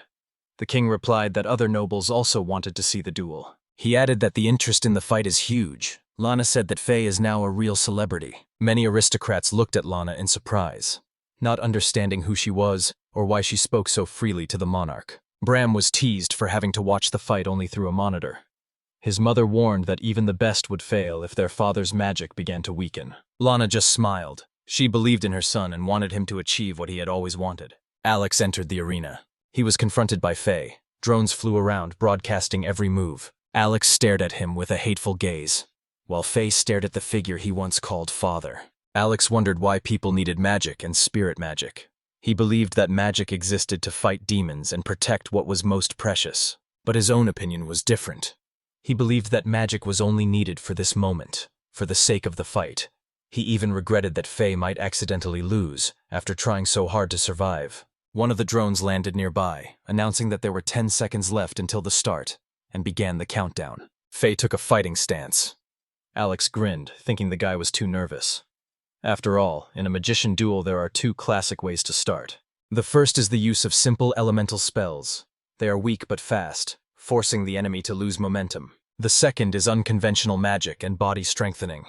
By forcing the enemy to cast spells, you can block them and respond with a more powerful blow. But if the opponent is a strong magician, in the first case defeat is inevitable. In the second case, the price of error becomes so high that there is no retreat. Fay stared at Alex and understood. The battle hadn't even begun yet, but the magic swirling in his father's body, along with his confident posture, already gave away a master of exceptional power. The entire Bonnet family watched the fight begin. Alice wished her brother luck, but Bram just smiled contemptuously and thought that he would never defeat their father. He was sure that Fay himself was to blame for everything. Fay decided that he had to hit Alex with magic he didn't know. The most important thing for him was to seize the initiative. A confident smile appeared on his lips. The boy smiled, feeling that everything was going well. He believed that Alex, the aristocrat who had ruined his life, had no worthy rivals, and he would not tolerate this any longer. He was thinking about a strategy. At first he thought about a fireball, but decided that for that he needed to keep his distance and at the same time strengthen his body. His opponent is the strongest mage spirit, so he will have to use his full strength. The countdown was still on. As soon as the drone announced the start of the battle, Fay immediately began launching fireballs at her father. Alex calmly stopped them with water spheres, but the next moment, Fay was right next to him. He reached out and fired a fireball. There was an explosion. The audience only saw ordinary elemental magic, but its speed was incredible. Everyone understood that the boy's skill level was extremely high. Fay looked around. Her father had disappeared. Suddenly, Alex appeared behind him and said that he was standing right there, after which he threw a stone ball at his son. Fay didn't have time to dodge and fell on his back. However, he quickly got up from the floor. Alex came closer, praising him for his ability to strengthen his body without spells, and immediately asked why the boy thought he couldn't do the same himself. Fay laughed in response. Alex was surprised, asking what was so funny. Fay said that his opponent was from the Big Seven, but did he really think he was that naive? Alex asked again what the laughter was about. Fay looked him in the eye and said she believed him. Alex was confused, not understanding the meaning of these words. Fay explained. He believes that his father is stronger than him. And then Alex saw a familiar technique. Fay began to create a tornado. The guy asked if he had ever seen anything like it. A fiery tornado swirled next to Fay. He added that this was the kind of magic the bandits used when they tried to kill him. Alex noted that his son had a huge supply of magic. He was impressed by the speed of creating the tornado. He understood why Bram had lost then. Fay raised her hand and aimed a flaming tornado straight at Alex. He had waited for this moment for a long time, the battle with his own father. He had lived only for this. The boy convinced himself that he had done everything he could to fight Alex and defeat him. He launched a fire tornado, but Alex didn't even move. He just smiled sinisterly, as if he knew the outcome would be different. Memories of the day when the bandits came to his office and announced that his son was finished came flooding back to his mind. Alex gathered magic in his hands and shouted that Fay should never have existed. The man summoned his spirit. Fay saw a fire panther of the highest rank. Its mere appearance made his magic crumble. He couldn't believe it was that simple, and fired water spears at his father. Alex mockingly asked if that was his true power. The arena was covered in thick fog. The spectators cursed because they couldn't see anything. Alex said he was sorry. Smiling, he added, "The boy managed to survive then, but now he won't let him stay alive." Alex said that Fay was weak. He was sure he had done the right thing when he ordered the thugs to get rid of him. Fay clenched his fists and cursed. The man attacked again and coldly added that the words "trembling magician" were worthless. Fay replied that perhaps that was true, but he stopped himself immediately. The thought that he wouldn't be able to win was heartbreaking. He was thrown back, but he got up, breathing heavily. The boy looked at his father, his hatred only growing. Alex ironically asked if this was all he was capable of, calling the fight a waste of time. Fay wondered what all the years of training and suffering were for. He knew it was too early to give up on the fight. He understood the difference between what is given from birth and what is achieved through perseverance. Desire alone is not enough. And suddenly he heard a voice asking if he was really ready to surrender. The boy shuddered, not understanding where it was coming from. The voice repeated. Lana, watching from the stands, noticed Fay freeze and became alarmed. The voice asked if he would give up without even showing his true power. Fay asked what kind of power he meant. The 5 imperial beasts flashed through his mind. The boy frowned and refused. He didn't want to use their power. The voice asked why he rejected the power of the 5 imperial beasts. Fay replied that he would not, because he had already harmed someone close to him. He summoned the water net, but Alex, relying on the power of the spirit, asked if such magic could truly withstand the supreme spirit. Alex coldly said that he was only using a fraction of his true power. He promised to send Fay to the afterlife with the strongest spirit magic and created a ring of fire. Fay understood that without the power of the beasts, he would not survive. The voice spoke again, stating that only one path could defeat the highest-ranking spirit. Fay closed his eyes, remembering all the years of grueling training. The voice reminded him of why the 5 imperial beasts had chosen him. He asked if the boy was really ready to end it like this. He said that he had the right to use the power of those with whom he had made a deal. And then Fay heard the voices of the beasts themselves. They said they were part of his true power. Fay closed his eyes and agreed. Alex looked at the ring of fire that Fay was in and smiled, calling him a true master. The flames died down, and in the very center of the ring stood Fay, full of determination. He thought, if his father calmly used the power of the spirit against an ordinary magician, then he had no other choice. The boy raised his hands, forming a seal, and declared that he was the one who had bound the 5 imperial beasts. He had put the shackles on them himself. He raised his hands even higher, saying that it was he who had made a deal with them. He was begging permission to use their power. Fay ordered the 5 imperial beasts to come out and appear to the world. He recognized them as his own power. Stretching his hand forward, he froze everything around him. An icy wall covered in spikes grew around him. The aristocrats and spectators, including Alex, watched in astonishment. Alex realized with fury that his son had used higher-level magic. It stunned even him. In the transparent wall of ice, he saw the figure of Fay.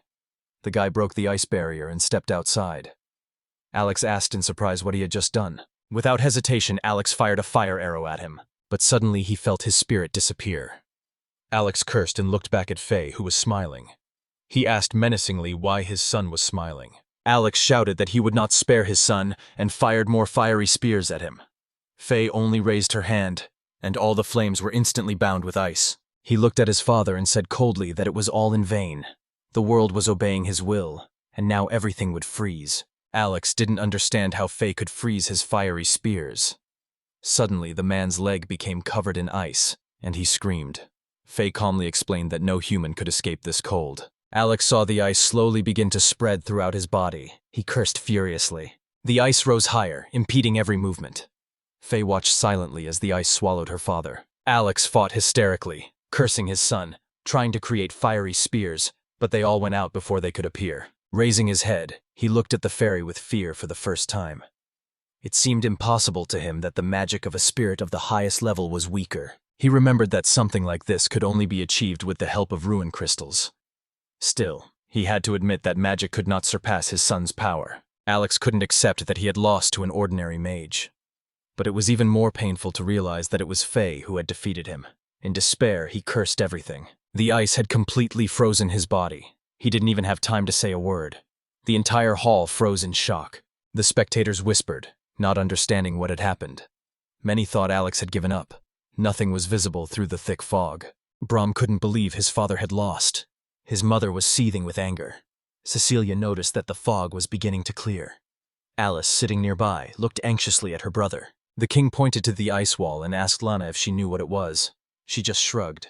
He repeated the question, wanting to understand how Fay had won. Lana reminded him that she had been sitting nearby the whole time, and had also not seen anything through the fog. The king asked in surprise if she really didn't understand why the entire arena was covered in ice. He found it suspicious that the boy was using the highest level of magic so easily. Lana shook her head in denial, avoiding explanations.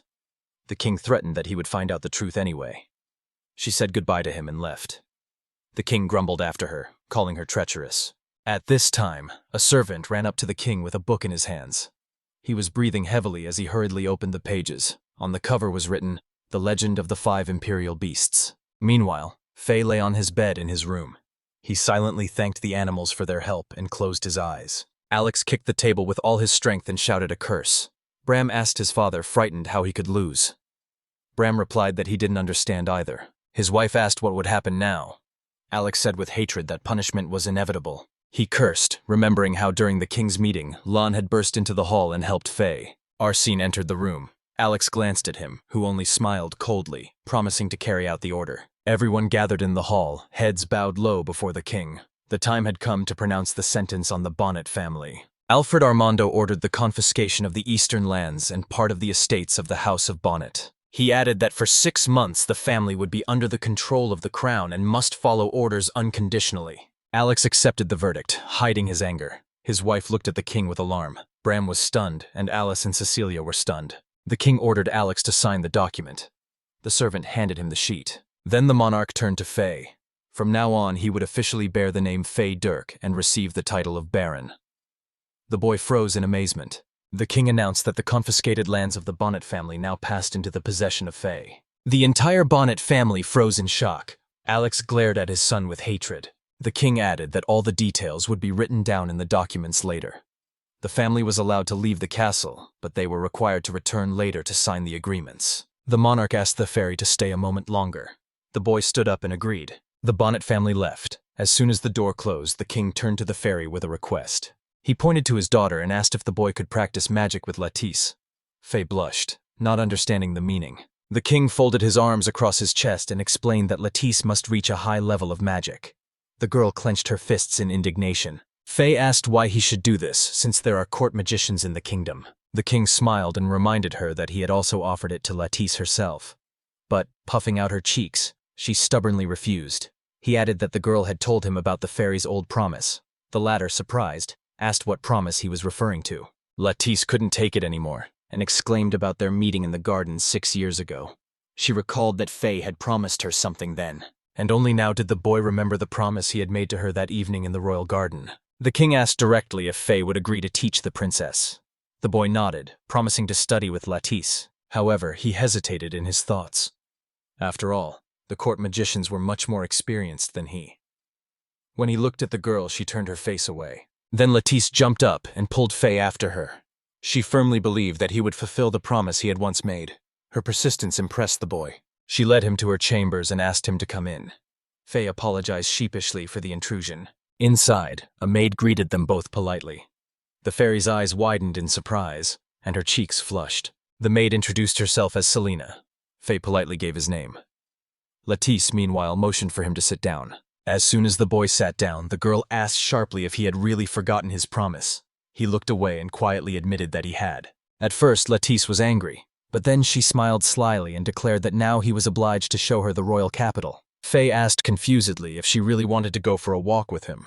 The girl winked and said that it was just the two of them. The boy blushed with shame, but Latisse announced that this would be a new promise.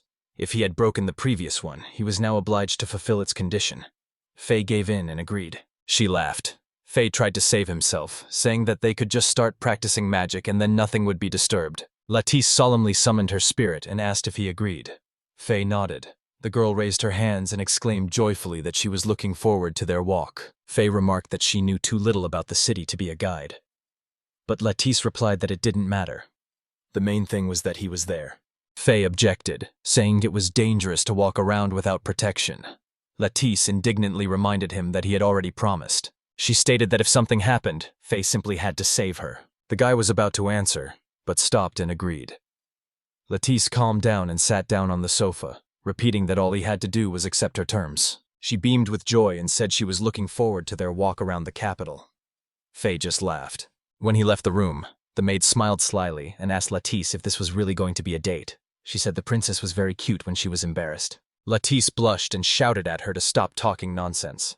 She asked the maid to help her pick out clothes for the walk. The maid asked with a sly smile if the princess really needed clothes, hinting that the girl was even more interesting without them. Latisse blushed and shouted at Selena. Morning had broken in the kingdom.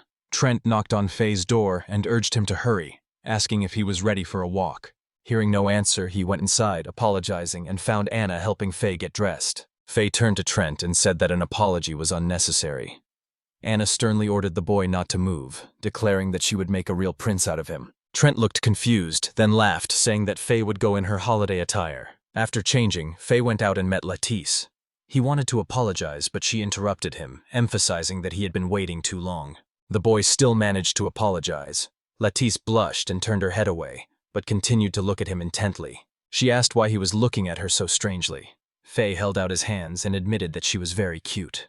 Latisse turned away, embarrassed. Selena reminded them of the time, and Latisse glanced at her watch in fear. They were already running late. She grabbed the boy's arm sharply and pulled him along.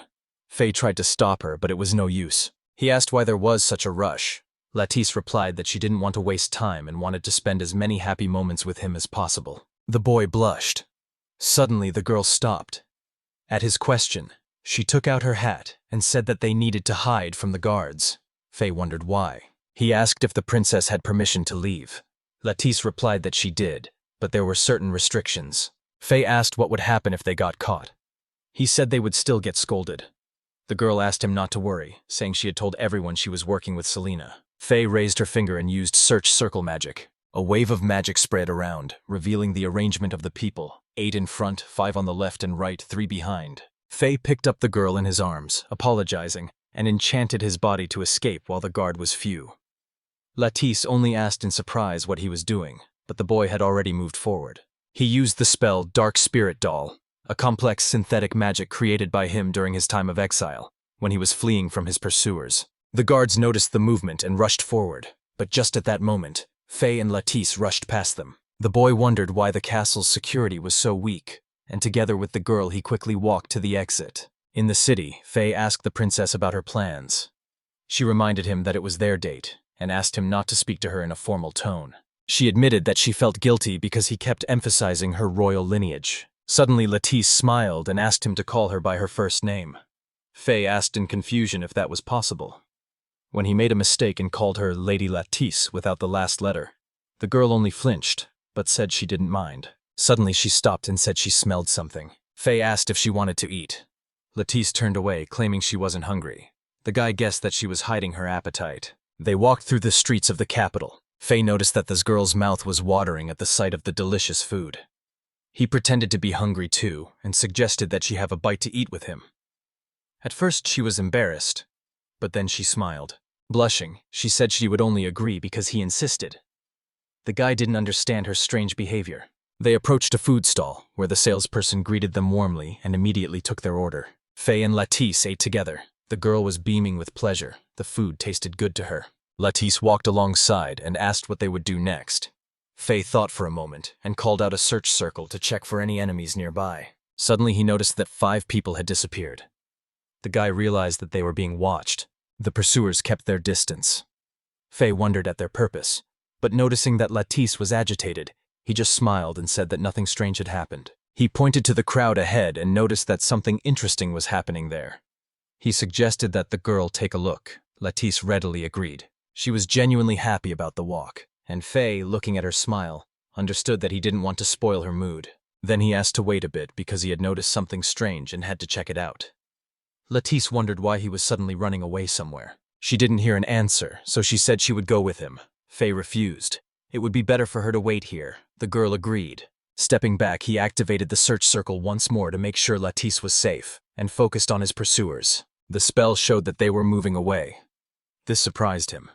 But the boy decided not to let them escape. He enchanted the body and rushed forward. Finally, he caught up with the hooded men and asked why they were following him and Latisse. They all tried to escape together by jumping over the walls, but Fay stopped them by raising earthen barriers. Then he bound his pursuers with earthen ropes. One of them admitted that this was what he expected from Fay. Looking at the crest on their armor, he realized they were castle guards. Now it was clear why they were watching. The boy asked why they didn't warn him right away. The answer was simple. The king had ordered not to reveal it. Fay asked if the castle was really safe. The guards assured him that it had always been that way. Then he realized that the number of guards had been reduced on purpose, to give him and Latisse a chance to pass in peace, and all this was by order of the king. He wondered if there were other paths. The guards convinced him not to worry and advised him to return to the princess. Fay remembered her and set off back. He apologized for the wait. Latisse asked why he hadn't bought anything.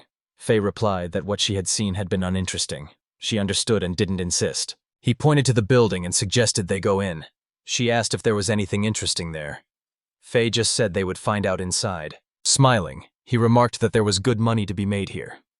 Latisse objected, saying that was impossible. Fay asked why she thought so. She reminded him that he was now a baron and a nobleman, who had received the title for protecting the country and its people. And noblemen shouldn't earn money like that. Fay bowed her head grimly. Latisse asked anxiously if everything was okay, and just then, a hooded man appeared before them, smiling and declaring that he had found his target. Fay felt a powerful magic and fell to the ground, clutching his head in pain. Latisse rushed towards him in fear. She begged him to tell her what had happened. Fay said it wasn't that bad, but she insisted that he shouldn't hide his powers. The boy felt a power equal to that of the 5 imperial beasts. He raised his head and wondered who could possess such power. A man in a black cloak hung in the sky, laughing. He declared that by devouring the ice, he would gain new strength. The unknown said he could absorb fire, ice, wind, thunder, and earth, but he would start with ice. It was already dusk in the kingdom. Latisse, remembering the walk, dreamed of repeating it all over again. She had really enjoyed it here. She turned to Fay, who was carrying the boxes of her purchases, and asked if he would like to come back here too. He said yes. She happily approached him and asked if they would go for a walk again. Fay agreed, but only if she didn't do so much shopping. A security guard approached Fay and took away the boxes of groceries. He thanked the guy, assuring him that they would handle the rest themselves. Fay thanked him too, and Latisse was offended, asking why he was acting as if she had tortured him with her purchases. She came closer and said goodbye. She asked if he would come to meet her again, because she really wanted to repeat the walk because she had really enjoyed it. The boy didn't have time to answer. The girl suddenly jumped back, waving her hand one last time. Fay smiled and raised his hand as well, wishing her to take care of herself. But his expression changed abruptly. He sensed someone's presence. His gaze instantly shifted to the side, and then he turned completely around. He remembered the moment when pain shot through his head and he fell to the ground. Now it was clear. They had been watched the whole time. Fay walked over to the carriage where Trent was waiting and heard it ready. The boy bowed and thanked the servant. Trent apologized for the trouble and asked the boy to be more careful on the road. The carriage moved off, and Fay rode through the forest, lost in his own thoughts. He was torn by the feeling that someone was carefully watching his every move. He knew it was the enemy. Fay suspected that they were the same bandits who had attacked him after he was expelled from the Bonnet family. But he later dismissed that idea. It would be too risky for them to repeat the attack. The boy tried to think of who else he might have crossed paths with. After all, Fay spent most of his life in the forest. Before entering school, he had almost no contact with people. Suddenly, black tentacles appeared near the carriage. First, they penetrated inside, making the boy shudder. And then they wrapped themselves around the carriage from the outside, forcing the horses to stop. The coachman was frightened, and the horses began to beat their hooves. Fay tried to understand what was happening. He had never seen magic like this before, and he couldn't tell who had attacked. He jumped out of the carriage, but black tentacles gripped his legs, preventing him from escaping. The boy realized that he had to run away. He was torn by fear because he could not afford to be captured under any circumstances. But suddenly, black tentacles squeezed his legs sharply. He lost his footing, fell to the ground, and screamed in pain.